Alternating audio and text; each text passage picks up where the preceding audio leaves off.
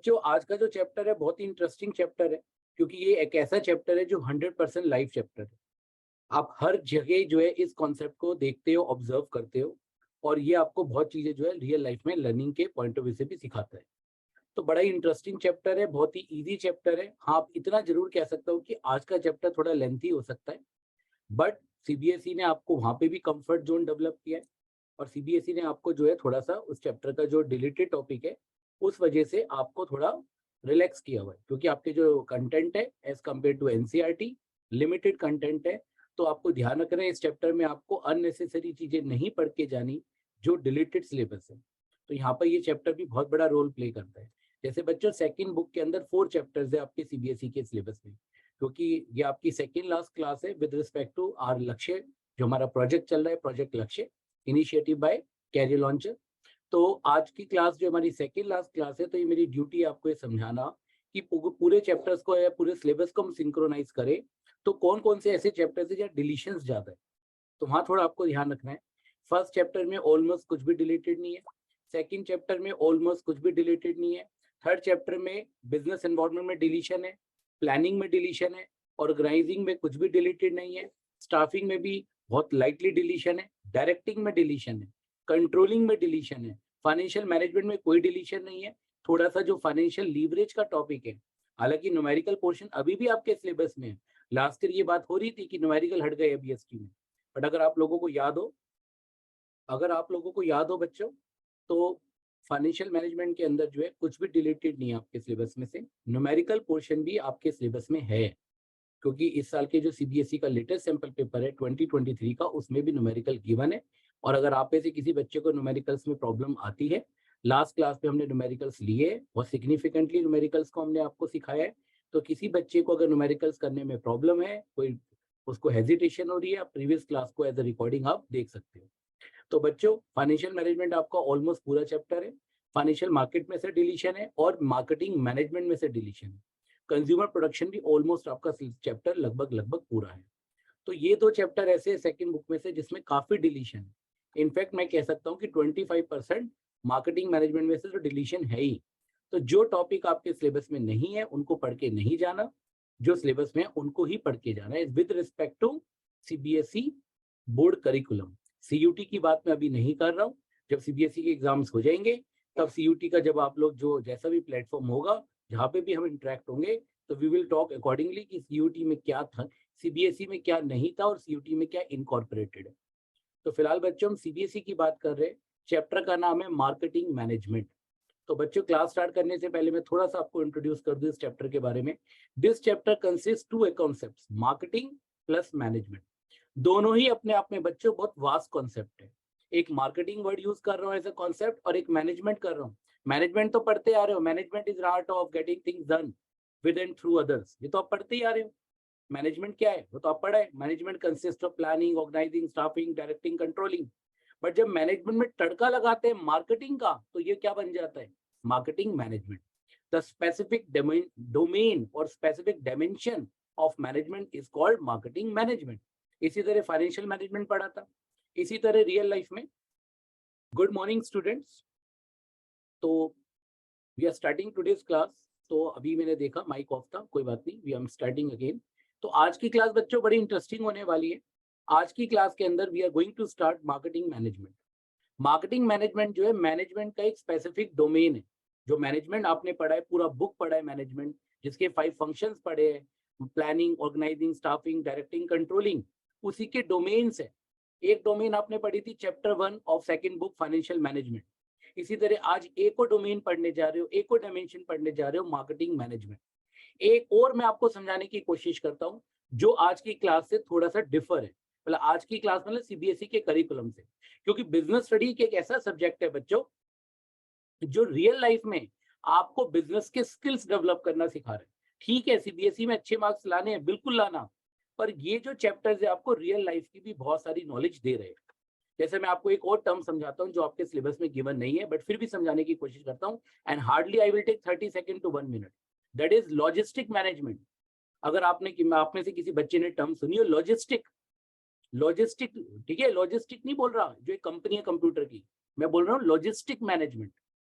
अगर आप में से किसी बच्चे को ये टर्म पता हो तो मुझे टेक्स्ट करिएगा, बट फिर भी विदाउट वेस्टिंग योर टाइम मैं आपको बता देता हूँ कि लॉजिस्टिक मैनेजमेंट कहाँ यूज होता है। जितनी भी सप्लाई चेन कंपनी होती है सबके अंदर ये टर्मोलॉजी यूज होती है, लॉजिस्टिक मैनेजमेंट। अमेजॉन, फ्लिपकार्ट, ये स्विगी, आपको पता है छोटे छोटे रेस्टोरेंट, छोटे छोटे ढाबा वाले, उनकी लाइवलीहुड पहले बिल्कुल भी नहीं थी, बहुत कम लोग सर्वाइव कर रहे थे इस काइंड ऑफ बिजनेस में। पर आजकल आपने देखा होगा हर गली हर नुक्कड़ पे बहुत सारे लोग जो छोटा मोटा जो रेस्टोरेंट का रन कर रहे हैं, छोटा मोटा ढाबा रन कर रहे हैं। और एक आजकल इंग्लिश टर्म है that is called cloud kitchen. Cloud kitchen कि आप अपने घर में खाना बना रहे हो, अपना अपना तो बना ही रहे हो लंच डिनर, साथ में 10-20 लोगों का और बना रहे हो। प्रॉब्लम क्या है, वो खाना पहुंचाएगा कौन, उसके लिए एक लॉजिस्टिक है, डिलीवरी मैनेजमेंट है। तो वहां पे भी एक टर्म आती है लॉजिस्टिक मैनेजमेंट। अब आप कहोगे सर लॉजिस्टिक मैनेजमेंट क्यों पढ़ा रहे हो? Logistic management is a backbone of the marketing management. वो बिजनेस जो मार्केटिंग ढंग से करना चाहता है उसे अपना लॉजिस्टिक भी मैनेज करना पड़ेगा। तो रियल लाइफ को जब आप समझो, ठीक है चैप्टर में मार्क्स लाने आपकी ड्यूटी है और आपका ये ऑब्लिगेशन है, आपको अपना कैरियर बनाना है तो डेफिनेटली सीबीएसई में अच्छा स्कोर करना पड़ेगा, सीयूटी में भी करना पड़ेगा, पर साथ साथ अपने अंदर स्किल्स भी डेवलप करो। हो सकता है आप में से कुछ बच्चे जो एक बिजनेसमैन बनना चाहते हैं, बिजनेस वुमेन बनना चाहते हैं, सेल्फ इंडिपेंडेंट पर्सन बनना चाहते हैं, ऐसे लोगों के लिए मेरा सजेशन है, ऐसे लोगों के लिए मेरा सजेशन है कि आप लोग जो है सब ये काम जरूर करिएगा, आपको इंटरेस्ट आएगा। That is what logistic management. चलो बच्चों आगे चलते हैं। तो लॉजिस्टिक मैनेजमेंट के बारे में जरूर पढ़िएगा। बिसाइड्स मार्केटिंग मैनेजमेंट, आपको मार्केटिंग मैनेजमेंट को समझने में बहुत हेल्प करेगा, क्योंकि हम पे टाइम बाउंड प्रोसेस है, इसलिए मैं आपको ज्यादा लॉजिस्टिक मैनेजमेंट के बारे में नहीं बताऊंगा। लेटर ऑन फ्यूचर में कभी आपसे इंटरेक्शन होगा फ्री टाइम में, certainly I will help you in this regard also. तो बच्चों आज का चैप्टर जो हमारा, जैसा कि आपको पता है, मार्केटिंग मैनेजमेंट है। तो मार्केटिंग मैनेजमेंट है जो हमें समझना है। तो मार्केटिंग मैनेजमेंट जैसा कि आपको पता है कि दो कॉन्सेप्ट से मिलकर बनता है, मार्केटिंग प्लस मैनेजमेंट। मार्केटिंग से क्या मीनिंग समझते हो आप लोग? मार्केटिंग का मतलब क्या होता है?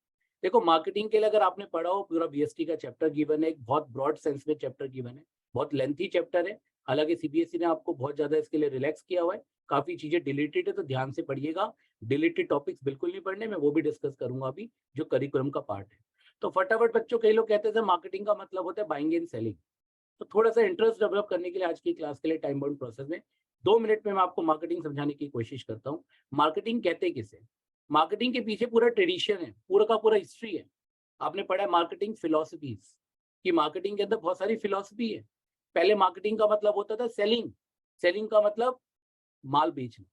लोग मार्केटिंग को कन्फाइन करते थे सेलिंग से। आपने पढ़ा है production, product, selling, marketing, societal marketing, ये सारी टर्मोलॉजी यूज होती है। और ये डेवलपमेंट है मार्केटिंग की, कि पहले बिगिनिंग में मार्केटिंग जो स्टार्ट हुआ था किससे हुआ था? प्रोडक्शन से। माल बनाना है, फोकस था केवल क्वांटिटी पर, दैट इज प्रोडक्शन। जैसे जैसे प्रोडक्शन होने लगा, लोगों को इंप्रूवमेंट की पॉसिबिलिटीज लगी, गैप्स लगे कि प्रोडक्ट के अंदर इंफीरियरिटी है, प्रोडक्ट के अंदर कमी है, उनको इम्प्रोवाइजेशन के लिए प्रोडक्ट पे आए। हमने प्रोडक्शन से किसको मूव ऑन किया? प्रोडक्ट पे मूव ऑन किया। तो हमारा फोकस गया प्रोडक्ट की क्वालिटी पे इंस्टेड ऑफ क्वांटिटी। जब प्रोडक्ट बनना शुरू हुआ, अच्छा प्रोडक्ट हुआ, तो उसको बेचने की कला, skills, how to convert the goods into sale. जो आपने प्रोडक्शन की है, जो अच्छा प्रोडक्ट बनाया है, उसे आप बेच के कैसे दिखाओगे? तो टारगेट हमारा चेंज हुआ किसके ऊपर? सेलिंग के ऊपर, कि माल बेच के दिखाना। पर माल अगर आपने बेच दिया, may be customer is satisfied और कस्टमर इज नॉट सेटिस्फाइड। ये भी एक बहुत बड़ा कंसर्न होता है बिजनेस में, कि आपने चलो वन टाइम सेल तो कर दिया, बट कस्टमर इज डिससेटिस्फाइड। अब कस्टमर अगर डिससेटिस्फाइड है तो डेफिनेटली कस्टमर दोबारा वापस नहीं आएगा। एक अच्छी मार्केटिंग वो होती है जब कस्टमर दोबारा बार बार आपके प्लेस पर आए और आपका प्रोडक्ट अगेन एंड अगेन वो परचेज करे। इस बात का रियलाइजेशन हुआ तो हमने फिर ट्रांसफॉर्म किया कॉन्सेप्ट को, production, product, then selling, later on marketing. Marketing का मतलब कि माल बेचने के साथ साथ हमें कस्टमर की नीड्स को भी सेटिस्फाई करना है, आफ्टर सेल सर्विसेज भी देनी है। कस्टमर सेटिस्फाई होना चाहिए before purchase and well as after purchase, दोनों टाइम पे होना चाहिए। और कॉन्टिन्यूटी बनी होनी चाहिए कि कोई अगर कस्टमर आपके साथ कनेक्ट हो रहा है तो लॉन्ग टर्म के लिए कनेक्ट हो रहा हो, ना कि शॉर्ट टर्म के। That is called marketing. फिर मार्केटिंग के साथ साथ एक और नई टर्म आ गई, सोसाइटल मार्केटिंग, क्योंकि ये बड़ा इंपॉर्टेंट है और एक क्वेश्चन बोर्ड में इस पे पक्का आता है और काफी बच्चे कंफ्यूज होते हैं। तो मैं आपको समझा रहा हूँ ओरिजिन, कि मार्केटिंग कैसे डेवलप हुआ, पूरा हिस्ट्री ऑफ मार्केटिंग कैसे आया। तो मार्केटिंग के अंदर लास्ट टर्मिनोलॉजी आती है सोसाइटल मार्केटिंग। और इसके ऊपर आज भी नए नए रिसर्च चल रहे हैं जो आने वाले टाइम में बीएसटी के चैप्टर में इंटीग्रेट होंगे, जैसे डिजिटल मार्केटिंग आजकल यूज हो रहा है, और वो बिजनेस के करने की अलग अलग स्किल्स है। सोसाइटल मार्केटिंग के अंदर क्या आया कि कस्टमर की नीड्स को सेटिस्फाई करने के साथ साथ आपको सोसाइटी को भी सर्व करना है, सोसाइटी को भी सेटिस्फाई करना है। जैसे कल मैं एक आर्टिकल पढ़ रहा था किसी सोशल मीडिया पे, एक कंपनी का नाम है साइकिल, साइकिल होती है ना, साइकिल जो साइकिल का पहिया होता है, साइकिल अगरबत्ती, उस कंपनी के बारे में पढ़ रहा था कि उस कंपनी के बारे, उसका जो पूरा का पूरा हिस्ट्री है, अगर आप लोगों को टाइम मिले जरूर पढ़ना। उस कंपनी ने अपने एम्प्लॉयज को कैसे वो सर्व कर रही है, कस्टमर को कैसे सर्व कर रही है, क्वालिटी मैनेजमेंट कैसे कर रही है, सोसाइटी को कैसे सर्व कर रही है, तो उसके ऊपर पूरा का पूरा वो आर्टिकल बताया जा रहा था सोशल मीडिया में।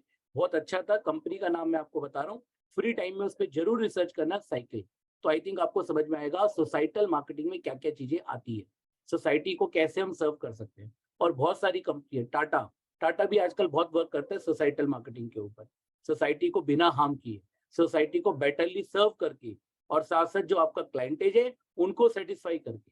दैट इज कॉल्ड एक तीर से दो शिकार, कस्टमर को भी सेटिस्फाई कर रहे हो, सोसाइटी को भी सेटिस्फाई कर रहे हो, सोसाइटी की नीड को समझ रहे हो, that is called societal marketing. चलिए आगे चलते। अगर इकोनॉमिक्स से कनेक्ट करो इस टॉपिक को तो वहाँ negative externality, positive externality, negative externality. तो यहाँ पर सोसाइटल मार्केटिंग करनी है तो आपको पॉजिटिव एक्सटर्नैलिटीज करनी पड़ेगी, not negative. You need to avoid negative externality and you need to incorporate positive externality. चलो आगे चलते हैं बच्चों, टाइम बिना वेस्ट करें। ये बात मैं आपको बार बार बता चुका हूँ, आज इस बात पे मैं ज्यादा बात नहीं करूंगा क्योंकि हमारी ये सेकेंड लास्ट क्लास है। तो आप में से काफी बच्चे ऑलरेडी ज्वाइन कर चुके हैं, बट फिर भी किसी ने ज्वाइन नहीं किया हो तो ये सब हमारे लिंक है, सीएल का जो हमारा वेबसाइट का लिंक है, अकाउंट बनाइए, लॉग इन करिए, आपको सारी क्लासेस का लिंक मिल जाएगा, सारी रिकॉर्डिंग मिल जाएगी, सारे नोट्स मिल जाएंगे। टेलीग्राम में डेली रूटीन में हम बहुत सारे बच्चों की प्रॉब्लम्स ले रहे हैं, 24 आवर्स हमारे टीचर्स में, अदर टीचर्स, सारे पुलिस हम लगे रहते हैं बच्चों के साथ, सारी क्वेरीज सॉल्व करते हैं। तो आप में से किसी बच्चे ने अभी तक अगर ये ज्वाइन नहीं किया हो तो प्लीज इसको ज्वाइन कर लीजिए, you people will be benefited a lot. ये हमारा सीएल का जो एस्पिरेशन.ai का वेबसाइट का पूरा पेज है जिसपे जाके आप अपनी सारी चीजें एक्सेस कर सकते हैं। ये प्रीवियस क्लासेस का सारा शेड्यूल है, या जो रिमेनिंग क्लास है उसके बारे में भी आपको यहाँ पे सारी इन्फॉर्मेशन है। क्योंकि आज की क्लास में बच्चों, जैसा हम क्लास में बोलते हैं, रूल्स बनाए, रूल्स मैनेज करने चाहिए, रूल्स को मेंटेन करना चाहिए, डिसिप्लिन होना चाहिए। तो जिस बच्चे की कोई क्वेरी हो, बार बार हम बोलते हैं कि आप जो हमारा जो चैट का लिंक है उस पर जाके आप टेक्स्ट कर सकते हो, हमारे पे आपकी क्वेरी आ जाएगी, definitely we will incorporate that query during our teaching session. किसी बच्चे की क्वेरी रह जाती है, कोई हेजिटेट करता है, बाद में टेलीग्राम ग्रुप पे सेंड कर देना, वहां पे भी हम आपकी क्वेरी ले लेंगे। डिसिप्लिन की बात आती है, आप मेरी रिस्पेक्ट करेंगे, मैं आपकी करूंगा, और हम सब मिलके एक दूसरे की रिस्पेक्ट करेंगे। हम किसी को भी, किसी की भी डिग्निटी को हार्म नहीं करेंगे, क्लास का डेकोरम बनाए रखेंगे। बच्चों चैप्टर का जैसा कि मैंने आपको थोड़ा ब्रीफ किया, मार्केटिंग मैनेजमेंट, मार्केटिंग के अंदर क्या क्या आया, प्रोडक्शन, प्रोडक्ट, उसके बाद प्रोडक्ट के बाद क्या आया बच्चों, पहले प्रोडक्शन आया, फिर प्रोडक्ट आया, फिर सेलिंग, फिर मार्केटिंग, फिर सोसाइटल मार्केटिंग। तो जो भी हम पढ़ेंगे सोसाइटल मार्केटिंग को ध्यान में रख के पढ़ेंगे। तो मैंने देखा है कि लास्ट 4-5 ईयर्स में जो क्वेश्चन आ रहे हैं सोसाइटल मार्केटिंग पे भी बहुत आ रहे हैं। एक केस स्टडी बना दिया जाता है छोटा, और काफी हद तक उस पर जो आंसर होता है सोसाइटल मार्केटिंग, सोसाइटी की बात हो रही है, सोसाइटी को सर्व करने की बात हो रही है तो सोसाइटल मार्केटिंग, खाली प्रोडक्ट की क्वालिटी की बात हो रही है, प्रोडक्शन की बात हो रही है, क्वांटिटी की बात हो रही है तो प्रोडक्शन की बात हो रही है। इस तरह से आप लिंकअप कर सकते हैं। चलो बच्चों आगे चलते, अभी डिस्कस भी करेंगे जब क्वेश्चन आएंगे। ये आपका सिलेबस है, we have already discuss, we are on second last chapter, that is chapter number 11 marketing management. Last class जो आपकी होगी the day after tomorrow, that is consumer protection. This is class number 10, today's class number is 9। तो बच्चों ये class का schedule है, आज हम 9th क्लास पर है, जैसा हम ऑलरेडी डिस्कस कर चुके। This is class number 9, chapter number 11, like that. ये आपका सीबीएसई का करिकुलम है, तो ऑलरेडी मैं आपसे बहुत बार डिस्कस कर चुका हूँ। 55 मार्क्स आपका डायरेक्ट इनडायरेक्ट क्वेश्चन आते हैं, नॉट टू डिफिकल्ट।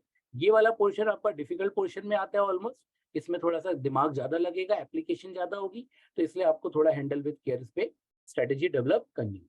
चलिए ये सब ये भी आपको पता है बच्चों, 34 क्वेश्चन आएंगे आपके, 1 मार्क के 20, 3 मार्क्स के 4 क्वेश्चन, 4 मार्क्स के 6 मार्क्स के 4, accordingly you need to attempt. उसके बाद इस चैप्टर की वेटेज की बात आती है बच्चों, ये चैप्टर को मैंने वेटेज दी 7 to 9। ये परमुटेशन कॉम्बिनेशन है डिफरेंट क्वेश्चंस का, क्योंकि आपके बोर्ड में या तो 1 मार्क का आएगा, या 3 मार्क्स, 4 मार्क्स, 6 मार्क्स आएगा। तो मेरे हिसाब से इस चैप्टर का जो एवरेज वेटेज है 8 मार्क्स to 9 मार्क्स है, 8 मार्क्स आप मान के चल सकते हो, क्योंकि कंज्यूमर प्रोडक्शन भी जरूर आता है, उसमें से भी 2-3 क्वेश्चन आते हैं, तो आप 50-50 भी लेकर चल सकते हो। 8 मार्क्स इधर तो 7 मार्क्स इधर, और यदि ये 7 मार्क्स का आएगा तो वो 8 मार्क्स का, तो परमुटेशन कॉम्बिनेशन दोनों का 15 मार्क्स का है। तो बच्चों हर चैप्टर की वेटेज है, कोई चैप्टर छोड़ के जाने का मतलब 5 to 6 मार्क्स तो एटलीस्ट आपके गए। तो ये सोच के मत जाना कि ये चैप्टर छोड़ जाऊं, बोर्ड में नहीं आएगा, सब पढ़ के जाना है। आज की क्लास के ऑब्जेक्टिव, जैसा कि हम हर क्लास में बात करते हैं, हमारे ऑब्जेक्टिव वही है कि आपके सारे पेपर्स बोर्ड में कुछ जितने भी क्वेश्चन आएंगे वो अटेम्प्ट हो जाए, कॉन्सेप्ट्स की अंडरस्टैंडिंग हो जाए, केस स्टडीज को अटेम्प्ट करने की आपके पास स्किल्स आ जाए। ये सारी चीजें अगर इनकॉर्पोरेट हो जाती है, certainly you people will rock in your exams. चलिए बच्चों आगे चलते हैं। ये करिकुलम है आपका। करिकुलम के अंदर जैसा मैंने बताया इस चैप्टर में काफी चीजें डिलीटेड है, तो डिलीटेड चीजें नहीं पढ़नी, केवल specific to your syllabus. Marketing as a concept, functions of marketing, philosophies. तो एक क्वेश्चन तो पक्का इस पे आता ही है, चाहे 1 मार्कर आ जाए चाहे 6 मार्क आ जाए, एक क्वेश्चन तो पक्का आएगा। मार्केटिंग मिक्स, क्या क्या चीजें मिक्स करते हैं, मिक्सचर होता है ना, मिक्सचर, कोई नमकीन का कोई मिक्सचर आता है, ऐसी मार्केटिंग मिक्स। 4, अगर आपको याद हो 4 पीज, अभी हम डिस्कस करेंगे 4 Ps. Concept and elements, elements means 4 Ps, product, production, याद है ना, place, promotion, 4 Ps theory. Product, product के अंदर क्या क्या आता है, ब्रांडिंग, लेबलिंग, पैकेजिंग, ये सब आता है। इनके ऊपर भी मैंने देखा एक क्वेश्चन जरूर आपके पेपर में आता है। हर यूनिट, जो भी चैप्टर के जो सब यूनिट्स है, सब हेड्स है, सीबीएसई क्या करती है, सब में से एक क्वेश्चन देने की कोशिश करती है। ये क्वेश्चन ऐसा है लगभग जिसमें हर साल बोर्ड में क्वेश्चन आ रहा है। Price concepts, price factors affecting price. और मजे की बात है बच्चों, ये पूरा इकोनॉमिक्स का टॉपिक है, इसमें बिजनेस स्टडीज कुछ है ही नहीं, लगभग सारा इकोनॉमिक्स है। इकोनॉमिक्स इन बच्चों को आती है, elasticity of demand, law of demand, factors affecting demand, और demand supply theory, price mechanism, वही टॉपिक है, कुछ ज्यादा दिमाग लगाना ही नहीं है। तो फ्री का टॉपिक है, एक बार ढंग से पढ़ लो। जिसे इकोनॉमिक्स आती है वो बच्चा तो इसके अंदर डेफिनेटली 100% अपना गेन करेगा। फिजिकल डिस्ट्रीब्यूशन, जो लॉजिस्टिक मैनेजमेंट की बात हो रही है वो इसी से रिलेटेड है, जो मैंने बिगिनिंग ऑफ द क्लास आपसे डिस्कस किया वो इसी से रिलेटेड है, लॉजिस्टिक मैनेजमेंट। प्रमोशन, कैसे प्रमोट करते हैं, अपना प्रोडक्ट कैसे बेचा जाता है। एक दो एग्जांपल मैं आपको लाइव दिखाऊंगा आप लोगों के लिए। कल ही मैंने मार्केट से ये एग्जांपल्स गैदर किए, उनकी पिक्स लिए। मैं आपको दिखाऊंगा कि मार्केटिंग का कितना बड़ा रोल होता है एक प्रोडक्ट की सक्सेस में, या बिजनेस के रेवेन्यू को एनहेंस करने में, प्रॉफिटेबिलिटी को बूस्ट अप करने में। ये भी हम डिस्कस करेंगे आज की क्लास में। आपको रियल लाइफ के एग्जांपल दूंगा, डेली रूटीन में जो आपके ग्रोसरी स्टोर्स होते हैं वहीं से मैंने लिया एग्जांपल। तो बच्चों आज की क्लास का जो मैंने एजेंडा लिया, ये मेरा ऑब्जेक्टिव है, क्योंकि हर क्लास को मैं कोशिश करता हूँ थोड़ा फन बनाने की, तो बुरा मत मानना। वैसे ये हीरो रियल लाइफ में तो कोई और है, मैंने एक मूवी है आर्टिकल 15, उसी से ये आइडिया जो है मैंने ऑब्टेन किया है। तो आज की जो हमारी जो मूवी है, ये हमारा जो पूरा का पूरा एपिसोड है, उसका नाम है mission 15। There that was article 15 but here mission 15। Mission 15 means we will discuss near 15 questions, in that means no nearby 12 to 15 topics हम इस चैप्टर के पढ़ेंगे, जिससे कि पूरा का पूरा चैप्टर कवर हो जाए। और ये जो आपका गोल है, ये जो भाई साहब हमारे, ये आपका गोल जो है अचीव कर रहे हैं। ठीक है जी, फुटबॉलर है, फुटबॉल से आपका गोल अचीव कर रहे हैं। ठीक है जी। और ये भाई साहब जो है, आप समझ जाना ये कौन है, ऑब्जर्व करोगे तो पता लग जाएगा मिस्टर एक्स कौन है। हालांकि आयुष्मान खुराना जी नहीं है, तो अब ये फैब्रिकेटेड, और ये समझ जाओगे, समझदार को इशारा काफी, इस बारे में मैं आपको हिंट नहीं दूँ। तो बच्चों आज की क्लास में ये मैंने कुछ एक एग्जांपल लिए रियल लाइफ के, थोड़ा सा क्लास को इंटरेस्टिंग बनाने के लिए, लाइव बनाने के लिए। ये अगर आपको दिख रहा हो तो बच्चों, एक ये ड्राई फ्रूट्स में यूज होता है और स्नैक्स में भी यूज होता है, मखाना। अगर आपने देखा हो बहुत लोग खाते हैं और डेली रूटीन में सब खाते हैं, ऐसा कोई हार्ड एंड फास्ट रूल नहीं है। ये ड्राई स्नैक्स में आता है। अगर आप लूज में ये मखाने लेने जाओगे तो नियर बाय जो इसका कॉस्ट है, रिटेल प्राइस बता रहा हूँ, होलसेल नहीं बता रहा, रिटेल में इसका प्राइस बच्चों नियर 600 रुपीज है। और ये मखाना बहुत आपके लिए, आपको पता है कि हमारी बॉडी के लिए कितना जरूरी होता है। लिखा है मखाना है कैंसर जैसी गंभीर बीमारी के इलाज में मददगार। ये आपकी बॉडी में ऐसे सेल्स डेवलप करने में क्रिएट करता है जो कैंसर के जो सेल्स होते हैं उनसे फाइट करने में वो हेल्प करते हैं। ठीक है जी, तो इतना ये आपके लिए ज्यादा इंपॉर्टेंट है और बहुत लोग इसको डेली रूटीन में अपनी डाइट में इंक्लूड भी करते हैं। फिलहाल मैं इसके ऊपर क्यों डिस्कस कर रहा हूँ, एक लॉजिक है। अगर आप लूज मखाना लेने जाते हो रिटेल शॉप से तो हार्डली 600 रुपीज वॉट पर केजी, 1 किलो आएगा 600 रुपीज में। ठीक है जी, 1 किलो का मतलब 1000 ग्राम।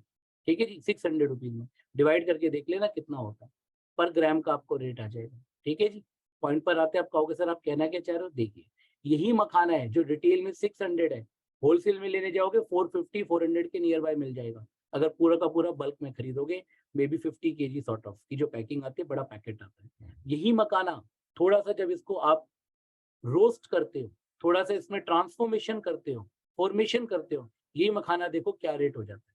और इसी के अंदर हम मार्केटिंग स्किल्स डालते हैं बच्चों, और यही इस चैप्टर की खासियत है जो हम समझने की कोशिश कर रहे हैं। मार्केटिंग स्किल्स एंड इंग्रेडिएंट अगर इसके अंदर ये डाल दे तो इसकी जो गाड़ी बनेगी, और ये गाड़ी आपको देखो खा लेके जाएगी, कितना आपका प्रॉफिट बूस्ट अप करेगी, that I am going to explain you. I have taken the example of a company, the name of company is ever, I am not bothered. मेरा बॉर्डर है कि मखाना जो नॉर्मली 600 रुपीज के जी का है, अगर आप ऑब्जर्व करो, ये थोड़ा सा प्रिंट का इशू है कि 75 ग्राम है। 75 ग्राम का पैकेट आपको कितने में मिल रहा है? 199 रुपीज, नियर बाय 266 रुपीज का 100 ग्राम। 100 ग्राम 260 रुपीज, 66 रुपीज का 100 ग्राम।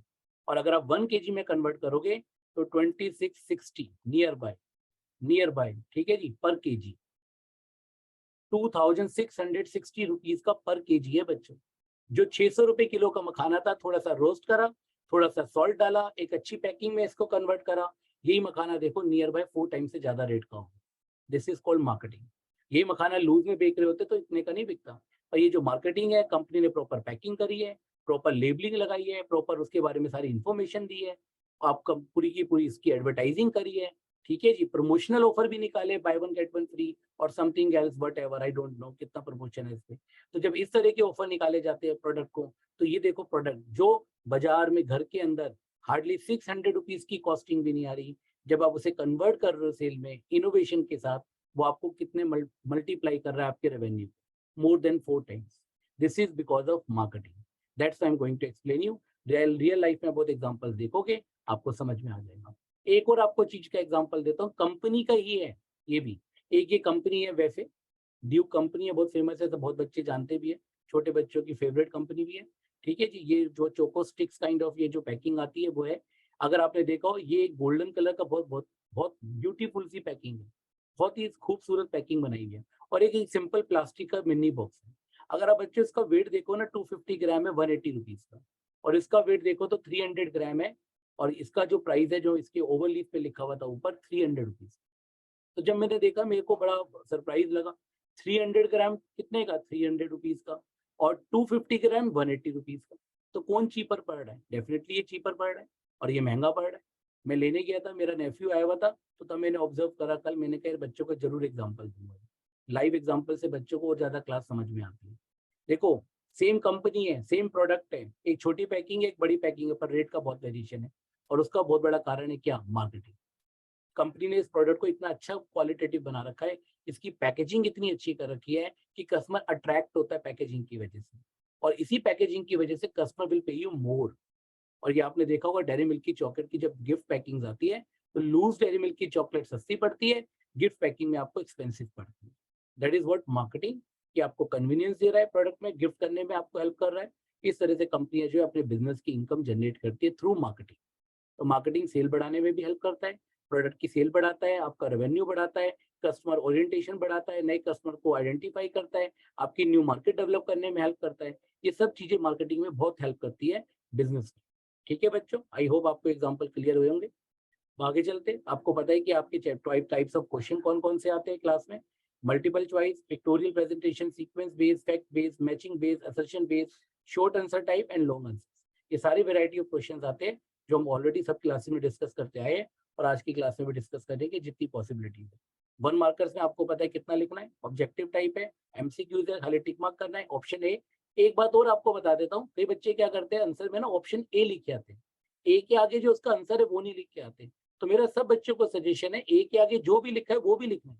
मान लो ए के आगे लिखा है मार्केटिंग फिलोसफीज बताओ, और आपका आंसर है सोसाइटल मार्केटिंग, ऑप्शन ए।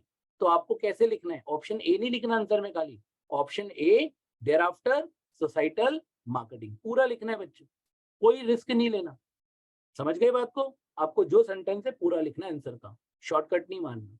इसी तरह 1 मार्कर्स में अगर कोई शॉर्ट आंसर टाइप आ जाता है, वेरी शॉर्ट, कोई explain marketing mix, explain promotion mix, like that, तो आपको पूरा डेफिनेशन लिखना। ठीक है जी, कोई कंजूसी नहीं करनी, एग्जाम्पल आता तो लिख देना, कंजूसी नहीं करनी। ये नहीं कि मैडम ने मना करा था या सर ने मना करा था।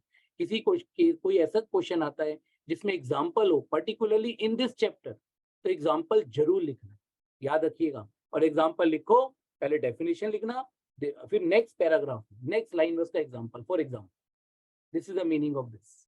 क्लियर बच्चों?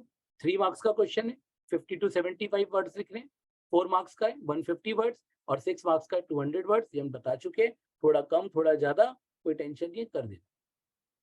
तो बच्चों आज की क्लास पर आते, 15 क्वेश्चन हमें डिस्कस करने, मिशन 15 है हमारा। फिर 15 क्वेश्चन डिस्कस करने के बाद देखिए कि कोई टॉपिक बचेगा, फिर हम उसको अकॉर्डिंग उसको इनकॉर्पोरेट करेंगे।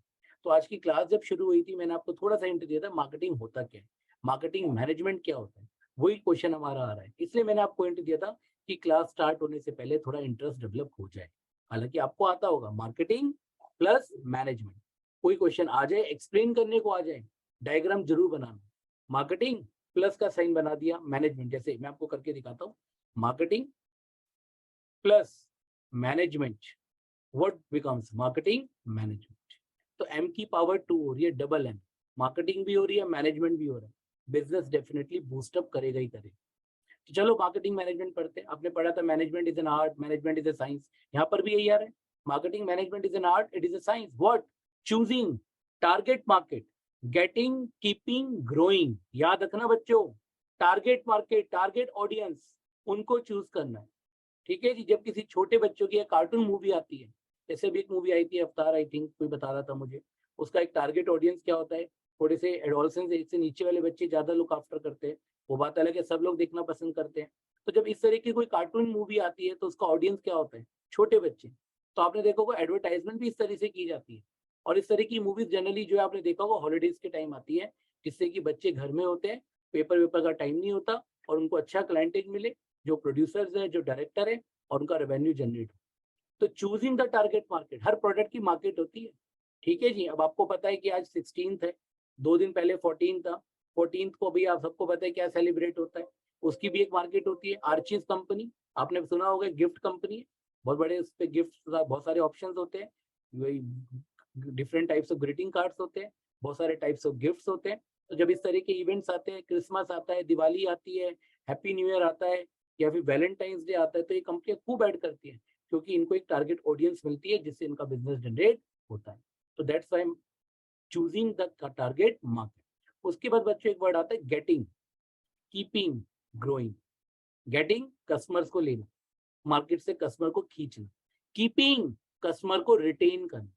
कस्टमर को खाली खींचना नहीं है, कस्टमर को खींचने के साथ साथ भाई आपको कस्टमर मिल गया, कस्टमर मिलना आसान होता है, पर कस्टमर को रिटेन करना, सस्टेन करना, लॉन्ग टर्म रिलेशन बनाना मुश्किल होता है।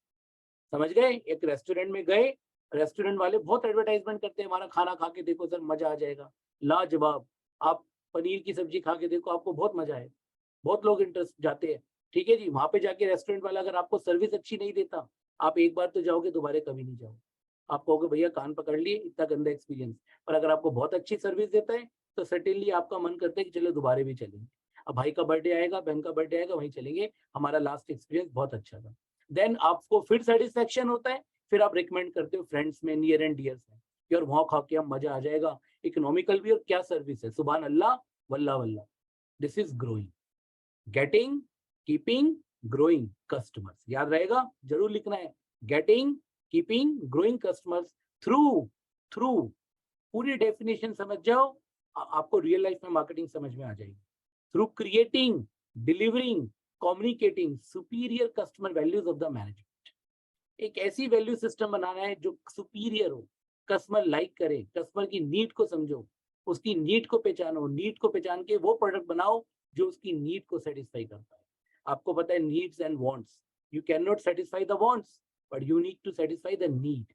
Until you will recognize the needs of the customer, you will not be able to make that kind of product which will help you, which will help the customer to satisfy the needs.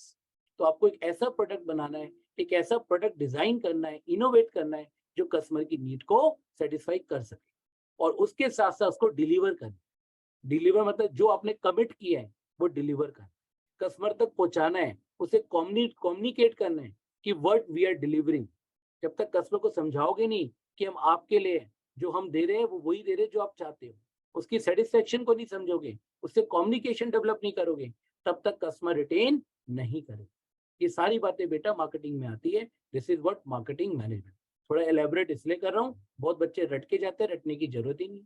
Concept समझ लो, choosing the target audience या target market, कैसे साथ में कैसे customer को पकड़ोगे, getting, keeping, growing, JKG, getting, keeping, growing. ठीक है जी, के साथ साथ क्या करोगे, through creating, delivering and communicating. देखो वहां पर आ रहा है, अगर आपको मैं समझाऊं, गेटिंग, कीपिंग, ग्रोइंग, GKG। यहां पर आ रहा है क्रिएटिंग, डिलीवरिंग, कम्युनिकेटिंग। G 2 बार आ रहा है, C 2 बार आ रहा है, तो मुश्किल नहीं है, लर्न हो जाएगा। इट्स नॉट अ हार्ड, आपकी डेफिनेशन बन जाएगी। एक बार स्प्लिट करके लिखने की कोशिश करो, सर्टेनली आपको क्लियर हो जाएगा। इसी डेफिनेशन को एक और फॉर्म में दिया है CBSE ने या NCERT ने। Marketing management refers to planning, organising, directing, controlling. देखो मैनेजमेंट की डेफिनेशन आ गए तो पांचों फंक्शन लिखना, planning, organising, staffing, directing, controlling. पर फाइनेंशियल मैनेजमेंट आ जाए, मार्केटिंग मैनेजमेंट आ जाए, या हायर क्लासेस में कोई भी मैनेजमेंट आ जाए, वहां पर स्टाफिंग मत लिखना डेफिनेशन, वो हिडन रहेगा। ये नहीं कि स्टाफिंग फंक्शन नहीं है, पर वो हिडन रहेगा। फोकस 4 पे रखना, प्लानिंग, ऑर्गेनाइजिंग, डायरेक्टिंग, कंट्रोलिंग। इनको मिलकर आप एक डेफिनेशन बना देना, डेफिनेटली आपको पूरे मार्क्स मिल जाएंगे। ऑब्जेक्टिव होना चाहिए मार्केटिंग का, कस्टमर को ढूंढना, ऐसे गुड्स एंड सर्विसेज बना कर देना जो कस्टमर की नीड्स को सेटिस्फाई कर सके, कस्टमर को रिटेन करना, कि जो वैल्यूज है वो कस्टमर को डिलीवर करना। इन चीजों को इनकॉर्पोरेट करके जब आप डेफिनेशन बनाओगे, the definition will be called marketing management. Clear हो गया बच्चों? आई होप आपको दोनों डेफिनेशन क्लियर हो गई होगी। पहली वाली डिफिकल्टी मैंने आपको थोड़ा समझा दिया, सेकंड वाली में तो कुछ है ही नहीं, तड़का लगाया बस, बाकी तो मैनेजमेंट ही। चलिए बच्चों आगे चलते हैं। One of the important decision, अब अगला क्वेश्चन है बच्चों, one of the important decision under the marketing function is dash, marketing function of dash is managing inventory. Inventory को मैनेजमेंट करना इंपॉर्टेंट डिसीजन जो आ रहा है मार्केटिंग फंक्शन के अंदर, वी नीड टू वर्ट, इन्वेंट्री को मैनेज करना। इन्वेंट्री मतलब स्टॉक, समझते हो ना इन्वेंट्री, आपने पढ़ा है अकाउंट्स में, से stock, stock turnover ratio, current assets निकालते हैं तो स्टॉक होता है, opening stock, closing stock, economics में भी है, अकाउंट्स में भी, अब तो BST में भी आ गया। तो बताइए किस डिसीजन के अंदर ये इन्वेंट्री मैनेजमेंट आता है?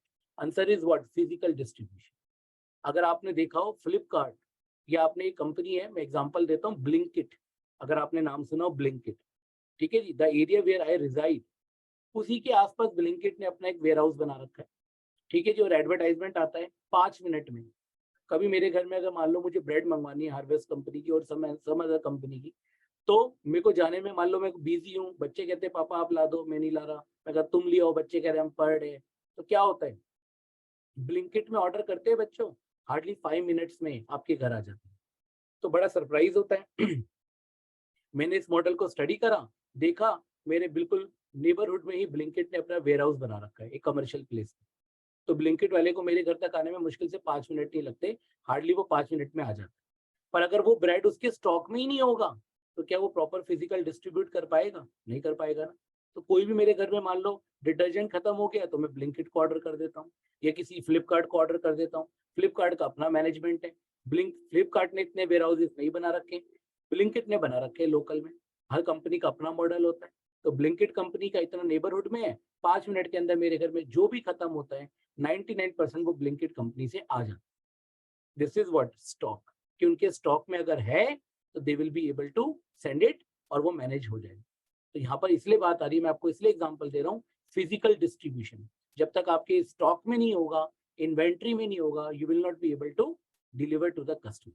तो जब भी इन्वेंट्री को मैनेज करने की बात आ जाए, ब्रांडिंग भी नहीं आती। ब्रांडिंग का मतलब पता है सबको, प्राइसिंग, किस प्राइस पर बिकेगा, ब्रांडिंग, प्रोडक्ट की ब्रांडिंग करना, ब्रांड बनाना, ब्रांड, जिससे मार्केट में गुडविल जनरेट हो। Promotion, different different promotional offer निकालना, buy one get one free या 10% extra, like that. Physical distribution, कि कस्टमर तक कैसे पहुंचाओगे। तो जब स्टॉक इन्वेंट्री की बात आएगी, the answer is what, physical distribution. Clear हो गया बच्चों? पक्का? चलो आगे चलते हैं। अब देखो बड़ा आसान क्वेश्चन है, एनसीईआरटी से ही निकाला है। कोई पिक्टोरियल प्रेजेंटेशन वाला क्वेश्चन, आपको पिक्चर दी हुई है और आपको बताना है कि किस स्कीम में आता है। हालांकि क्वेश्चन में आंसर छुपा हो। Identify the concept as being one of the tool used under promotional as shown in the picture given। Promotion है यहाँ पे, under promotion as shown in the picture given below, कि जो आपको पिक्चर दिख रही है इसमें कौन सा प्रमोशन दिख रहा है। अगर आप देखो एक मॉल है, मॉल का नाम जो भी रखा है 150 स्टोर वट 50% सेल है जी, 50% सेल। आजकल तो हर शोरूम पे लगी होती है 50% सेल, काफी शोरूम पे तो लगा होता है bye one get one free. बड़ी बड़ी कंपनी आजकल अपना प्रोडक्ट ऐसी बेचती है, पहले रेट बढ़ा देती है। अब आप कहोगे सर कस्टमर को बेवकूफ बना रही है, मैं तो यही कहता हूँ कुछ कंपनियां जेन्युइन भी हो सकती है, पर मेरा ऑब्जर्वेशन यही कि काफी कंपनियां बेवकूफी बनाती है। वो प्रोडक्ट के रेट डबल कर देती है या ऑलमोस्ट नियर टू डबल कर देती है और लिख देती है bye one get one free. उनका बेचने का तरीका है, उन्हें पता है सीधी उंगली से घी नहीं निकलता, थोड़ी उंगली टेढ़ी कर दो, मार्केटिंग स्किल्स है। कस्टमर को लालच आता हो, एक के साथ एक मिल रहा है, चलो ले लेते। This is what marketing. तो ये जेन्युइन भी हो सकता है और नॉन जेन्युइन भी हो सकता है। तो ये ऑफर किस प्रमोशन के अंदर आता है? Sales promotion. प्रमोशन में क्या क्या आता है? Personal selling, sales promotion, advertising, जो टूल्स ऑफ प्रमोशन। तो ये क्वेश्चन उसके अंदर से था कि कौन से टूल को यूज हो रहा है। लिखा है ना बच्चों टूल, तो एडवर्टाइजिंग है ये, या फिर पर्सनल सेलिंग है, या फिर क्या है? Sales promotion. तो answer is what? Sales promotion. Clear हो गया? चलिए, one of the following is considered to be an extension of the marketing concept. Marketing concept का एक्सटेंशन याद है? ऑलरेडी पढ़ा चुका हूं, अब ये मत कहना सर नहीं आता, मुझे पता है ऐसा कहोगे भी नहीं आप, ठीक है? आप कुछ कहोगे भी नहीं, काफी बच्चे ऐसे कुछ कहते भी नहीं, उन्होंने एक ही प्रिंसिपल अडॉप्ट कर रखा है, मुझे कुछ नहीं कहना। ठीक है जी, कहो बच्चों कहो, रिप्लाई करो। मार्केटिंग का एक्सटेंशन क्या है?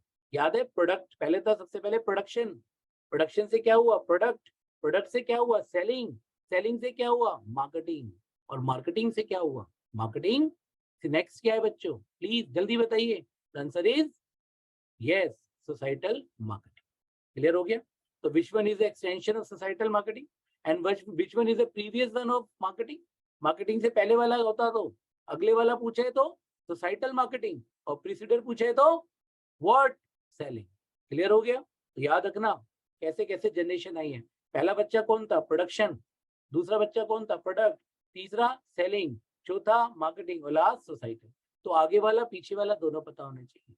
क्लियर है बच्चों? बहुत इजी क्वेश्चन है, 1 मार्कर सीबीएसई में आया हूँ। चलिए आगे चलते हैं। Large scale production done to reduce average cost of production. एक कंपनी कह रही है हमें बहुत बल्क में प्रोडक्शन करना है। बल्क में प्रोडक्शन करके क्या होगा? हमारी लागत कम हो जाएगी जी, लागत कम हो जाएगी तो प्रोडक्ट जो चीपर हो जाएगा। Is the essence of dash concept of marketing. किसी प्रोडक्ट की कॉस्ट घटाना, ठीक है? लार्ज स्केल पे प्रोडक्शन हो रहा है तो किस कॉन्सेप्ट में आता है बच्चों? Answer is production. प्रोडक्शन हो रहा है, प्रोडक्शन, तो प्रोडक्शन में ही आएगा। क्वालिटी की बात हो रही है तो प्रोडक्ट पे आएगा। बेचने की बात हो रही है कि जैसा मर्जी बना, खराब बना, अच्छा बना, बहुत लोग बेवकूफ बनाते हैं। आपने देखा होगा ना, बहुत सारे आजकल इंडिया में फेयर लगते हैं, मेले टाइप लगते हैं, फेस्टिवल लगते, मेले लगते हैं, फेस्टिवल फेयर, दिवाली मेला, दशहरा मेला, वहाँ पे बहुत लोगों ने स्टॉल लगाए होते हैं। तो मैंने कई बार बहुत लोगों को देखा है जिन स्टॉल का कोई एड्रेस नहीं होता, परमानेंट लोकेशन नहीं होता, वो केवल उसी पर्टिकुलर इवेंट में आते हैं, उनकी कोई फिजिकल शॉप नहीं होती, उनसे तो कभी सामान नहीं लेना चाहिए। मेरा ये अपना पर्सनल एक्सपीरियंस, क्योंकि उनका ऑब्जेक्टिव होता है सेलिंग। बाजार से जैसा मर्जी माल लाए और आपको टोपी बना के पेल दी। This is what selling. Selling is one time activity. They don't think कि कस्टमर वापस आएगा नहीं आएगा, वो तो कहते हैं आए ना, एक बार बेवकूफ बना तो जा, क्योंकि ना तू हमें मिलेगा ना हम तुझे मिलेंगे। तो ये सेलिंग होता है। पर अगर कस्टमर आपको ढूंढेगा, आप कस्टमर को ढूंढो, एक लॉन्ग टर्म रिलेशनशिप बनानी है, कस्टमर की नीड को सेटिस्फाई करना है, मार्केटिंग। कस्टमर के साथ साथ सोसाइटी को सर्व करना है, सोसाइटी को नाराज नहीं करना, this is what? Societal marketing.